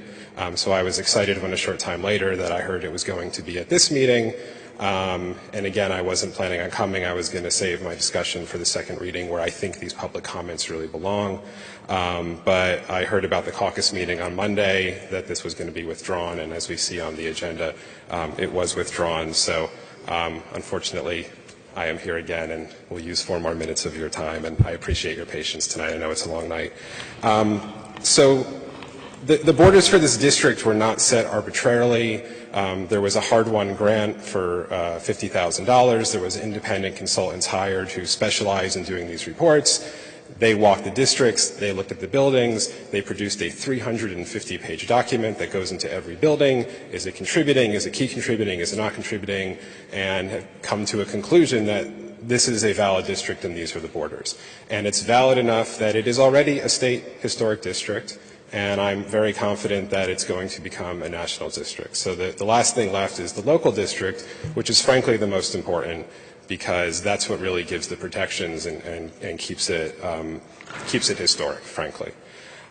So my understanding from the caucus meeting is that, most of this is in Ward B, but there are some properties that are in Ward F, and there's a number of people who are very vocal in those few properties, and that Councilperson Coleman asked that this be delayed to the next meeting so that legal can find a way to adjust this border to take out these Ward F properties. And, this line that's between Ward B and Ward F is sort of this imaginary line that has nothing to do with the borders of where it's historic or not. And I'm just going to quickly read from part of the 350-page report. 352 to 340 Bergen Avenue are 5 houses in a row that were built at the same time, that were built in the same style by the same developer. The description for 532 Bergen Avenue. This 3-story with raised basement, 2-bay brownstone dwelling is one of 5 similar handsome row houses located at 532 to 540 Bergen Avenue, styled with Italianate influences. The row houses have a high level of integrity and anchor. They anchor the southeast corner of the historic district at the intersection of Bergen and Harrison Avenue, and it is listed as a key contributing building. So this is 5 key contributing buildings in a row, which happen to be in Ward F, happen to be on a corner of the district that supposedly want out. I do know that of those 5 property owners and the property owner next to them, which is 542 Bergen Avenue, that of those 5, 2 people do support the district. At least two property owners support the district, and I believe you're going to be hearing from them tonight. Quickly, 542 Bergen Avenue is listed as a contributing building, and just to read one sentence, this 3-story with raised basement, 2-bay masonry Italian row house is architecturally exuberant. I think it's one of the finest houses in the whole district. Patrick Finn, the owner, is here tonight, and you're probably going to hear his opposition, but it's a wonderful home, and he's maintained it beautifully, and I applaud him for that. And I would hope that the next owner would do the same, and that a district is something that would help that happen. To continue, what I really worry is that if somehow we do change these borders arbitrarily and we take out some properties, there's going to be people who happen to not be on the edge of the district and happen to not be in Ward F, and they're going to say, well, if those people got out, then I want to get out. And then so we're going to start poking holes in this thing, and it's going to look like Swiss cheese. And frankly, it becomes spot zoning. And frankly, it's not a district, because it's just some properties and not properties. And again, when the experts have said this map is valid, when the New Jersey Historic Office says it's valid, when the National is, like I said, I believe is going to follow that recommendation and say it's valid, it does not make sense to be changing this map. Also worry very much about precedent, where if this happens, do you start getting people in the downtown districts who happen to be on the edge, and they start hiring lawyers and having lawsuits to get out. And there's a lot of things that were said earlier about the powerhouse district that will happen here, of dominoes falling. Thank you. Thank you.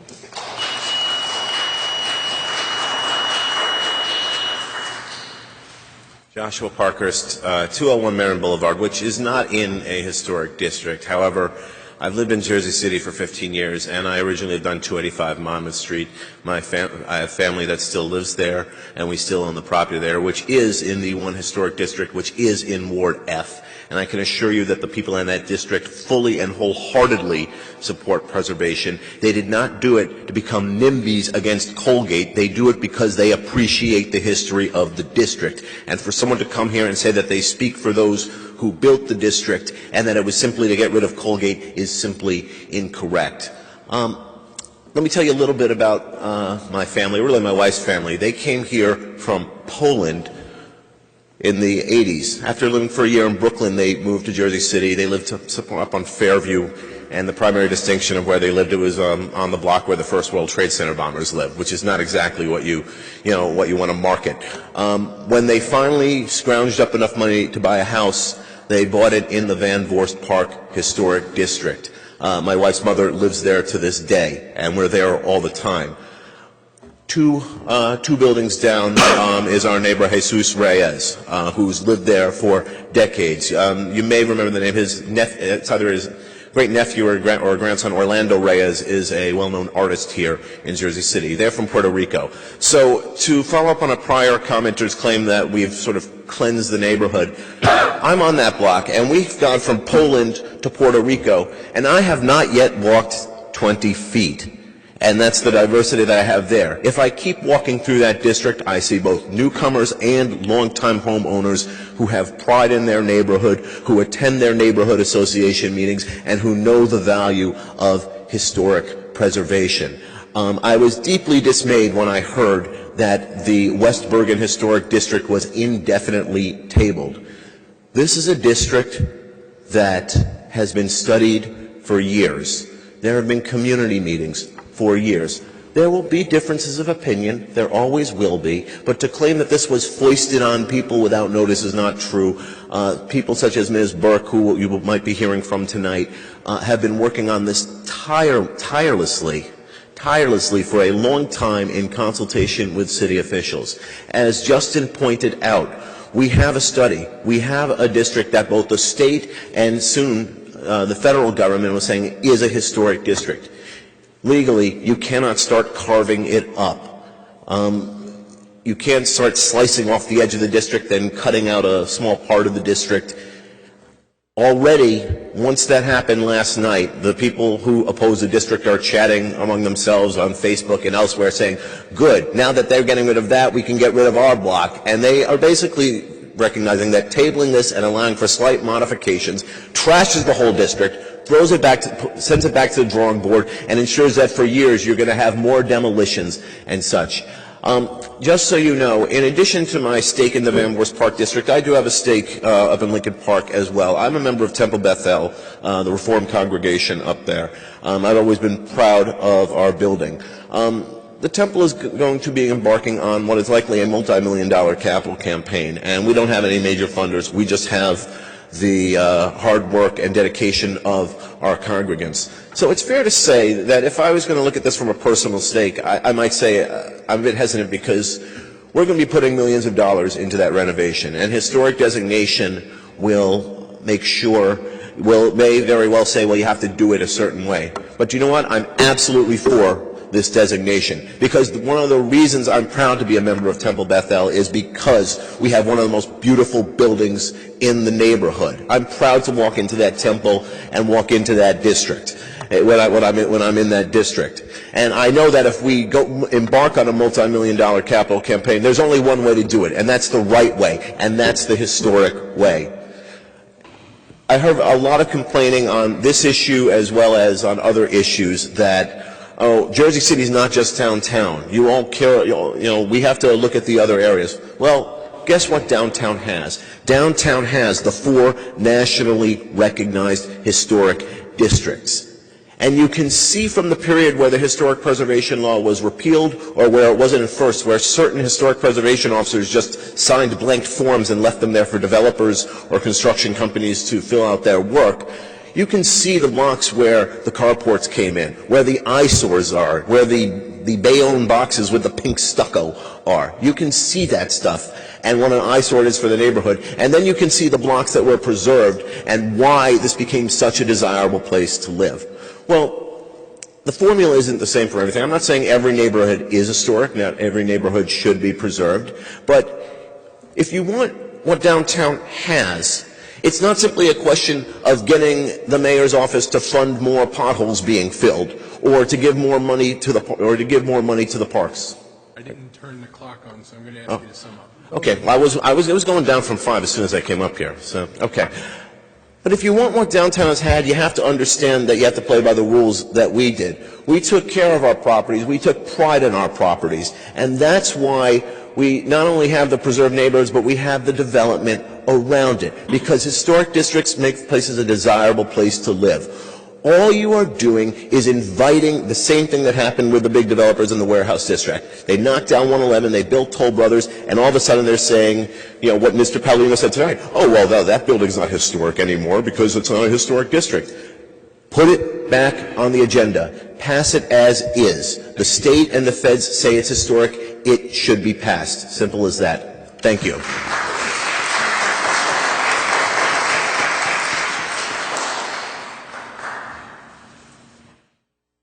Kevin Verland? Is it Verland or No, it's Verland? Berland with a B. Okay, we'll correct it on the agenda. Thank you. Ed.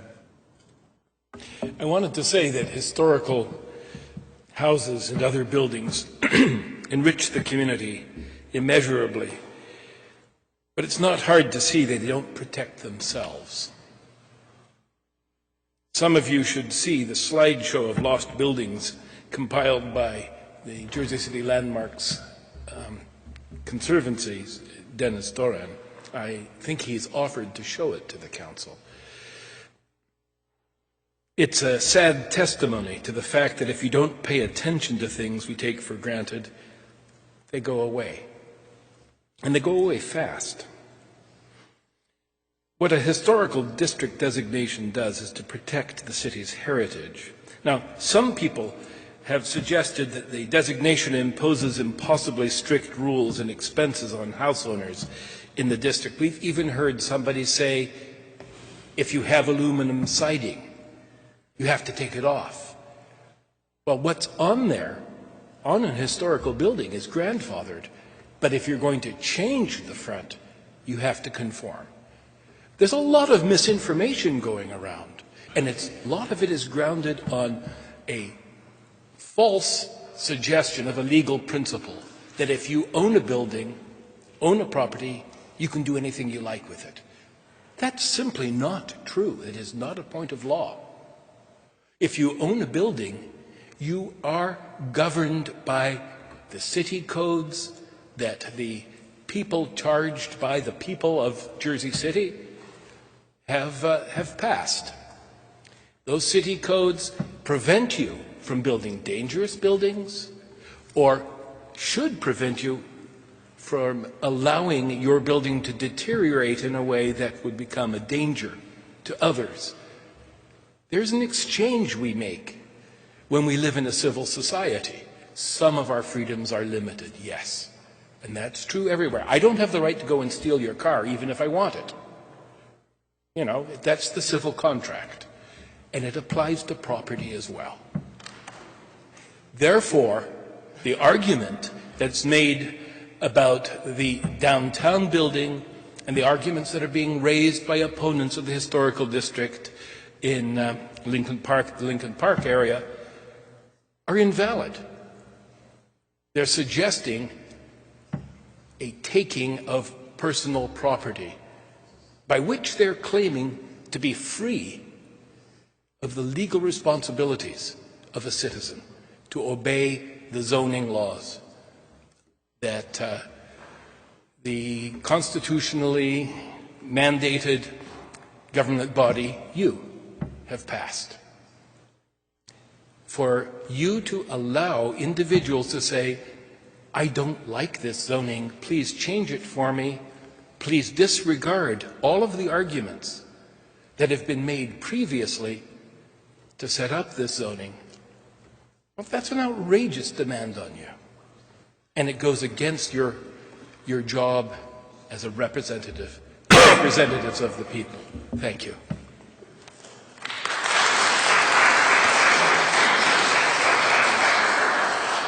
Larry Banks.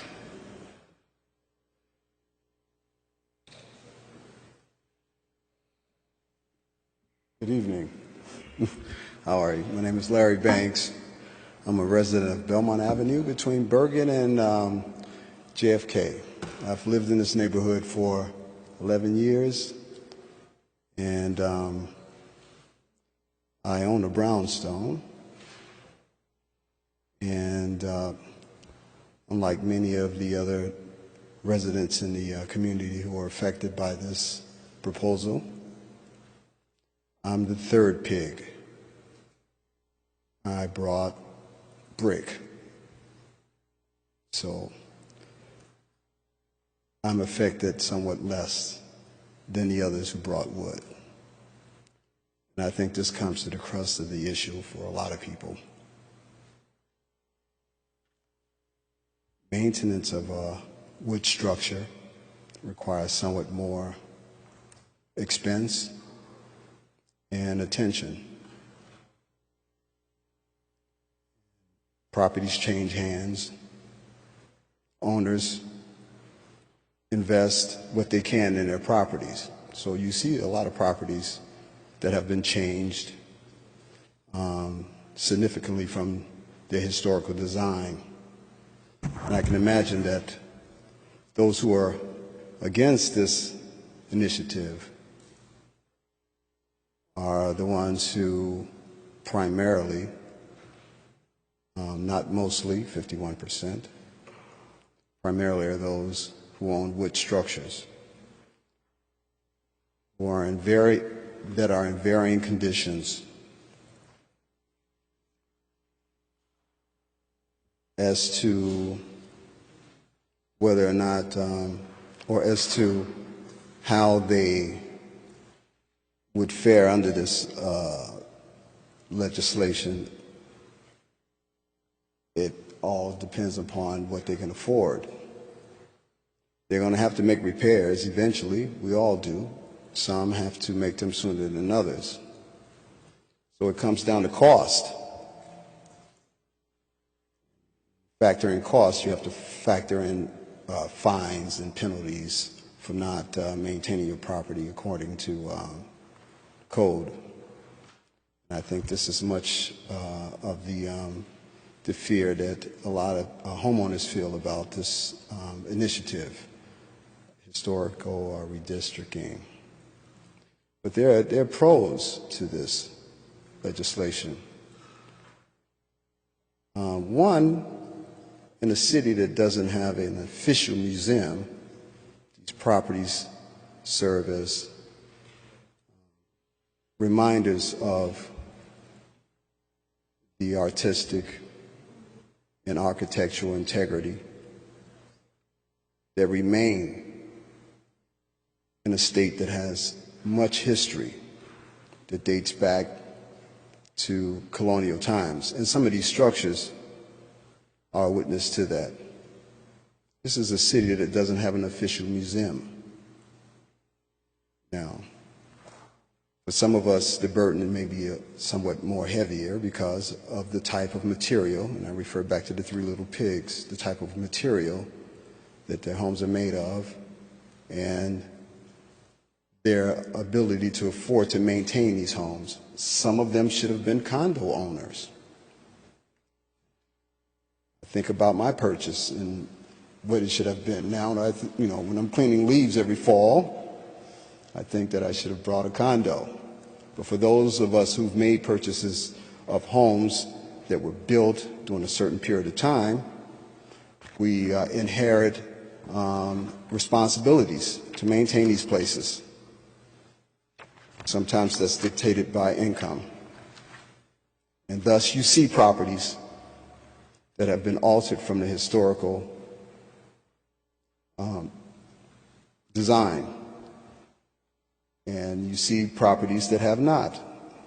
For instance, between JFK and West Side, on Bergen, on Gifford, Bentley, and blocks such as those, and in areas, and I think it's Ward F, the set of brownstones that are around it, I forget the name of the street.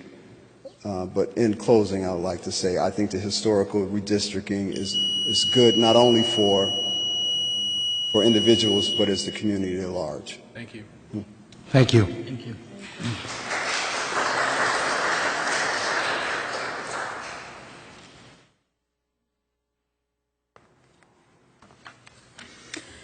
Good evening, Council, and happy Earth Day.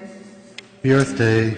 Let me say the greenest buildings in Jersey City are already built and are being preserved. That's what historic preservation is about, preserving the buildings that we have. The historic preservation consultant that wrote the nomination did speak to the council at the caucus, explaining why the boundaries were defined as they were, and that experts and professionals in his office, at the State Historic Preservation Office, on the State Review Board, they all recommended that the West Bergen East Lincoln Park Historic District were to be registered, listed on the New Jersey Register of Historic Places. And they all agreed with the district as defined. Ultimately, the National Park Service will be considering this listing of this district on the National Register of Historic Places, joining 4 others that are in Jersey City. You know, if we had this as our very first historic district, I can understand some of the intrepidations, perhaps, because you're not aware of how to go about this. But we have 4 very successful historic districts that have made this city a destination. In fact, isn't part of our marketing certainly based on this is the place you want to be? Well, we don't want to limit it just to downtown Jersey City. This should be shared with other areas of the city. Many of them were left out of this renaissance of the city and are just coming aboard now with the arts in the Heights. Certainly the West Side is looking at a historic district.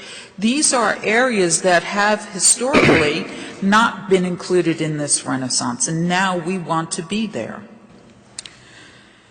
This is a serious consideration, including significant homes and buildings on both sides of Bergen Avenue in the district captures as much of the original historic streetscape that still exists. Much has been lost.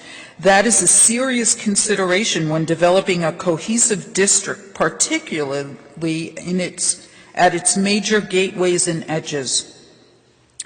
The entire nomination process has professionals thoroughly examine the quality and integrity of the properties that are being proposed for designation, and our entire district has been considered and was successfully listed. In fact, the State Review Board complimented Jersey City and the consultant for doing such an excellent job and capturing such a valuable historic resource. I know, because I was in Trenton that day at that meeting. Going forward, I know that there has been brought up at the caucus certainly a discussion about exorbitant costs affiliated with historic preservation. And let me tell you, from the tremendous research that I have done about historic districts, as I mentioned, it's about preserving what is, not about replacing it at extremely high costs. It's about, if you have windows, how do you work in preserving them and making them airtight or weather stripping them so that they're even more effective than the new things you can buy on the market at any level. This is an education process that certainly should be taking place all throughout Jersey City, all throughout the city, because it's not just historic areas that need addressing this issue, but all people who own homes, older homes. They would all benefit by this. But the point is, it's about not, you hear from people, yes, $900 more. That's not true. You know what? I can get contractors that give me the top price, those that give me the bottom price.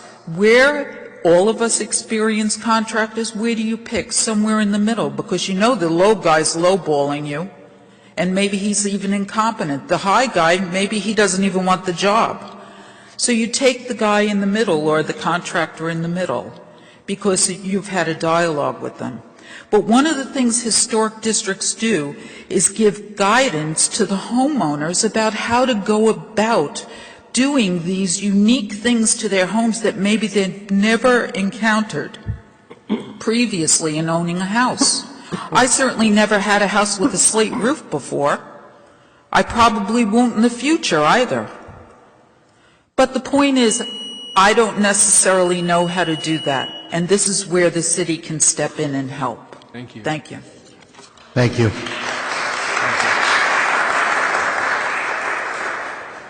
Michelle, do we have the last spelling of your name right?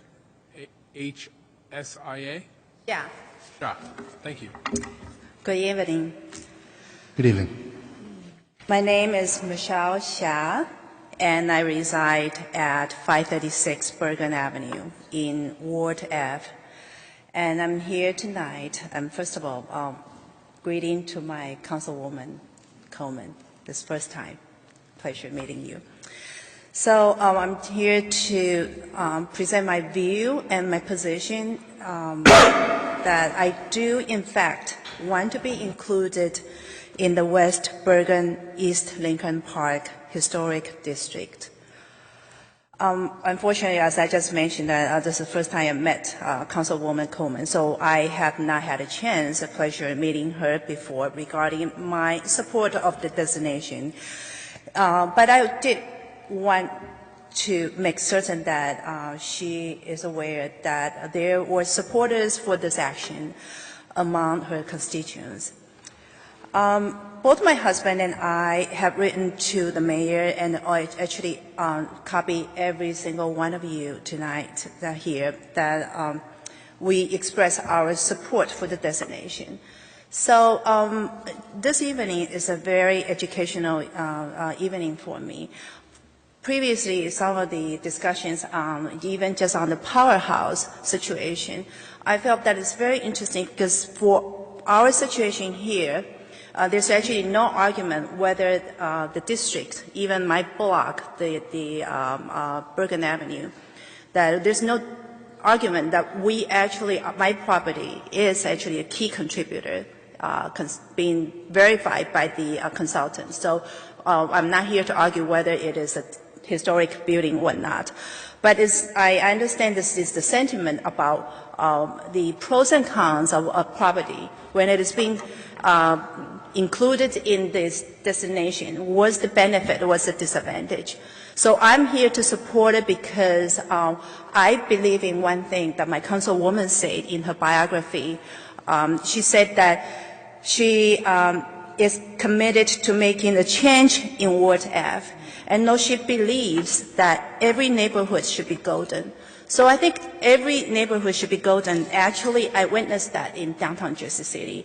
My husband and I actually moved from downtown Jersey City in Paulus Hook to Ward F because we fell in love with the beautiful brownstone that we acquired.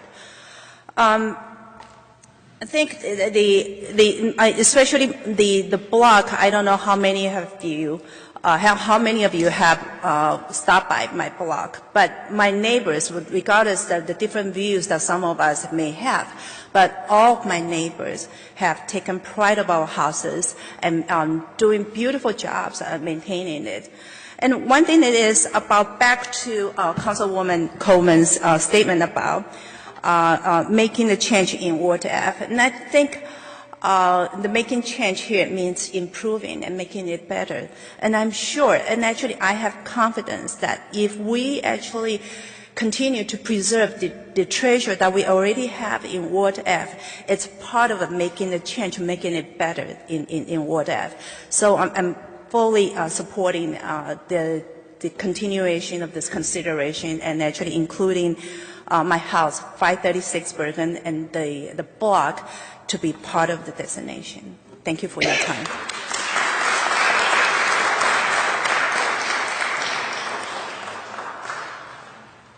Are you William Deslauriers? I am William Deslauriers, yes. I am Michelle's neighbor. I live at 538 Bergen. I'm also Pat Finn's neighbor who lives at 542 Bergen. It's a little kind of an intra-family dispute because Pat is a vocal opponent. And surprisingly, although I respect Pat's view, I'm not too concerned about it because Pat keeps his house up beautifully.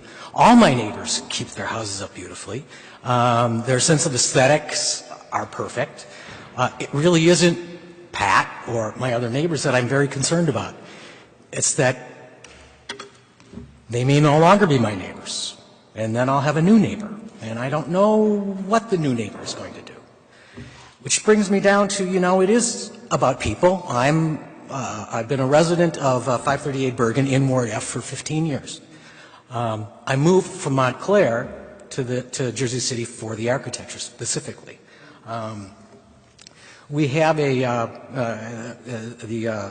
Landmarks Conservancy guy talked about our block, which would be the corner.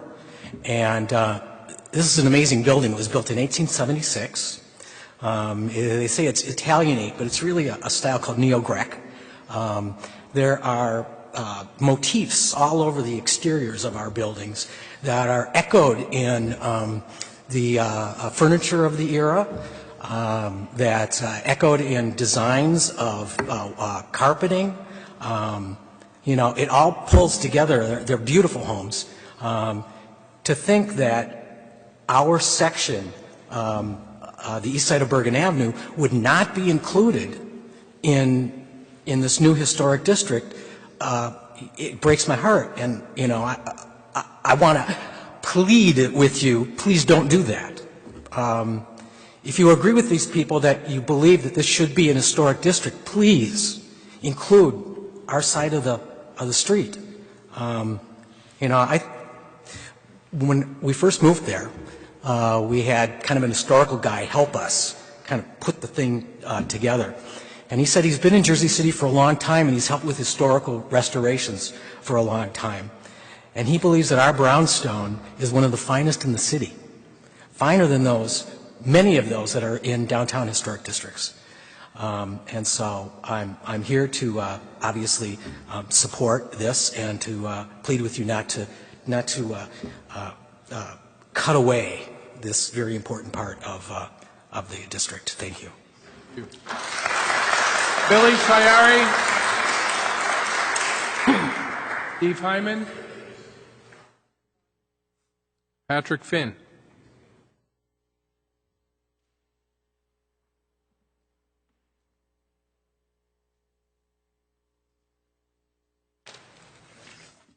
Good evening, council members. Thank you for your time. I'll try not to take too much of it. Let's just address the experts in the field in talking about how these district was drawn up. The expert was a paid consultant and performed well as such. The other question I have, and by the way, I'm not here to be carved out of the district. I do live at 542 Bergen Avenue, where my family has owned and occupied the house for 93 years. Okay? We've abided by the current zoning laws, and they've worked well for us. All right?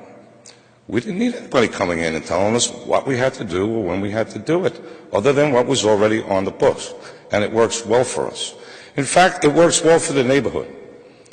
Because I have to ask, and I've asked the planning division several times, how many inappropriate developments or buildings have gone up across this district since the city got involved? I've never gotten an answer to that question. I've seen a couple, all right?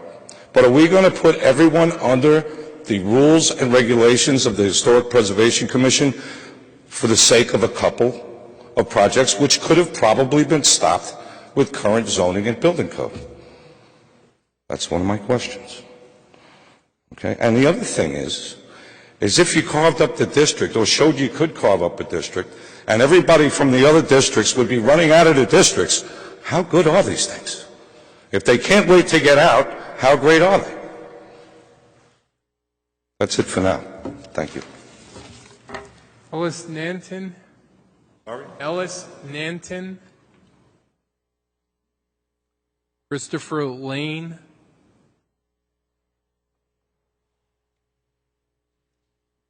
Nikki Walker.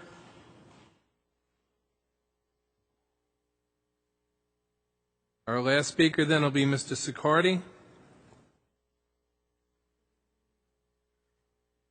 I just want to say how much I really appreciate the work the members of the City Council are doing, a lot more now than I did before, because I saw you guys hear a whole bunch of people that were speaking on both sides of an issue that's very important to me. A lot of those individuals were very articulate, and a lot of them had very valid points of view. And a lot of them might think that I oppose historic preservation. I don't oppose historic preservation. I oppose the Historic Preservation Commission of Jersey City and the manner in which they preserve or say that they are going to preserve my district, my neighborhood. The members of the Historic Commission are supposed to be qualified specifically. They're supposed to have specific educational backgrounds, which they don't. And the people that are going to oversee the manner in which you do maintenance or modifications to your property are two individuals named Brian Blazek and Dan Reardon. Neither of them have any qualifications in historic preservation other than the fact that they're paid by the city to do it. Absolutely none. Now, I've said it before to the city council, if they say I can't do something, should this pass, I'll just take them to court and I'll win, because I know more about my home than they do. But there are a couple of other issues that I just want to make concrete here. We have zoning regulations which are supposed to govern what we can and cannot do with our properties and our homes. We have ordinances which say what we can and cannot do with our homes. And the people that wrote those ordinances and approved them are you people right here. The reason why an ugly building gets put up in a neighborhood and no one likes it is because the planning board has said that it was okay to do, and the Historic Commission said fine and dandy. Now, the Historic Commission and the planning board, and you people all know this, are run completely by Robert Cotter. Robert Cotter was there and is behind every move that is made in Jersey City in regards to what is going to get built here or not get built there. In regards to saying that this building is not historic, it's Robert Cotter. In regards to saying this neighborhood is going to be historic because it means that a lot of the commercial entities are going to be moving into my neighborhood, that's Robert Cotter as well. And you people all know that. I have one question for you, though. A couple of months ago, Robert Cotter mentioned that the guidelines that were going to be put forth in District 5 were going to have to be modified to take into consideration the specific nature of our neighborhood. I imagine that by now you would all have copies of the new modified regulations that would govern our neighborhood if that were to be applied. I'm also curious to know if there was any modification of the regulations in regards to sidewalk. They say that, you know, all our sidewalks have to be gray. You know how much gray sidewalk there is in our district in 07304? My block has 80 feet. You know how long my block is? Taking into consideration both sides of Kensington Avenue, from Bergen Avenue to Lincoln Park. Anybody have any idea? That constitutes 10%, if any, maybe even 5%. Robert Cotter, Brian Blazek, and Dan Reardon didn't give you any modifications of any of the regulations that would govern what we can and cannot do with our property. I've got 45 seconds left, and I just want to mention something in regards to the issue of preserving the materials of which my home is made. My house is made in 1887, and for a matter of fact, every house on my block was made by the same guy. I have a cedar shake exposed porch. And the reason why I did it was because I took the shingles down myself. If I put a shingle on my home, the shingle that I put on my home is going to be the best shingle that I can afford, that's going to make the house look as good as possible. And if Brian Blazek or Dan Reardon or anyone from the Historic Commission says that I can't, I want them to show me on paper why my shingle that I'm buying is not as good as the one that they're recommending to me. And that goes for windows and everything else. And I thank you for letting me go over.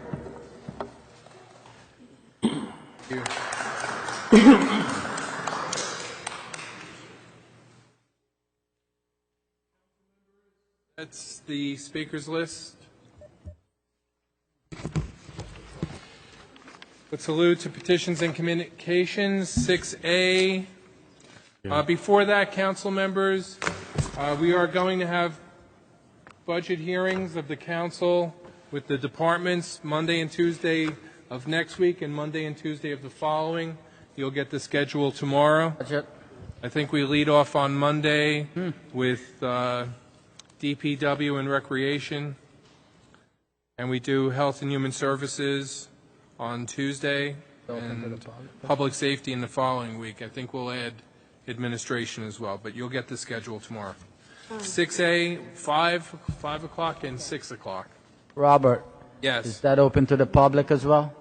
It's open to the public as well, but we'll Not properly public sunshine speaking, it. but it open to the public. 6A through 6Z8, petitions and communications, offers of communication, 7A through C, reports of directors, 8A through H. Council members, we're to the resolutions, 10A through M. Councilperson Gajewski. Aye. Ramchal. Aye. Fagiano.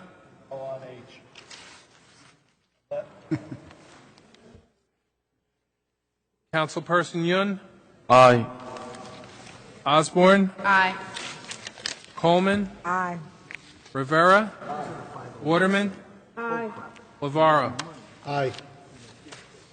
H is 8-1. Councilman Fagiano voting no. N through U. Councilperson Gajewski. Aye. Ramchal. Aye. Fagiano. Aye. Yun. Aye. Osborne. Aye. Coleman. Aye. Rivera. Waterman. Aye. Lavaro. Aye. 9-0 for N through U. V through Z7, noting that Y has been withdrawn. Councilperson Gajewski. Aye. V through Z7. Y is withdrawn, correct? Yes, Y is withdrawn. Councilperson Gajewski. Aye again. Councilperson Ramchal. Aye. Fagiano. No on Z2. Councilman Yun. Aye. Osborne. Aye. Coleman. Aye. Rivera. Waterman. Aye. Lavaro. Aye. D2, 8-1, Councilman Fagiano voting no. The balance of business, Z8 through Z15. Councilperson Gajewski. Aye. Ramchal. Aye. Fagiano. Yun. Aye.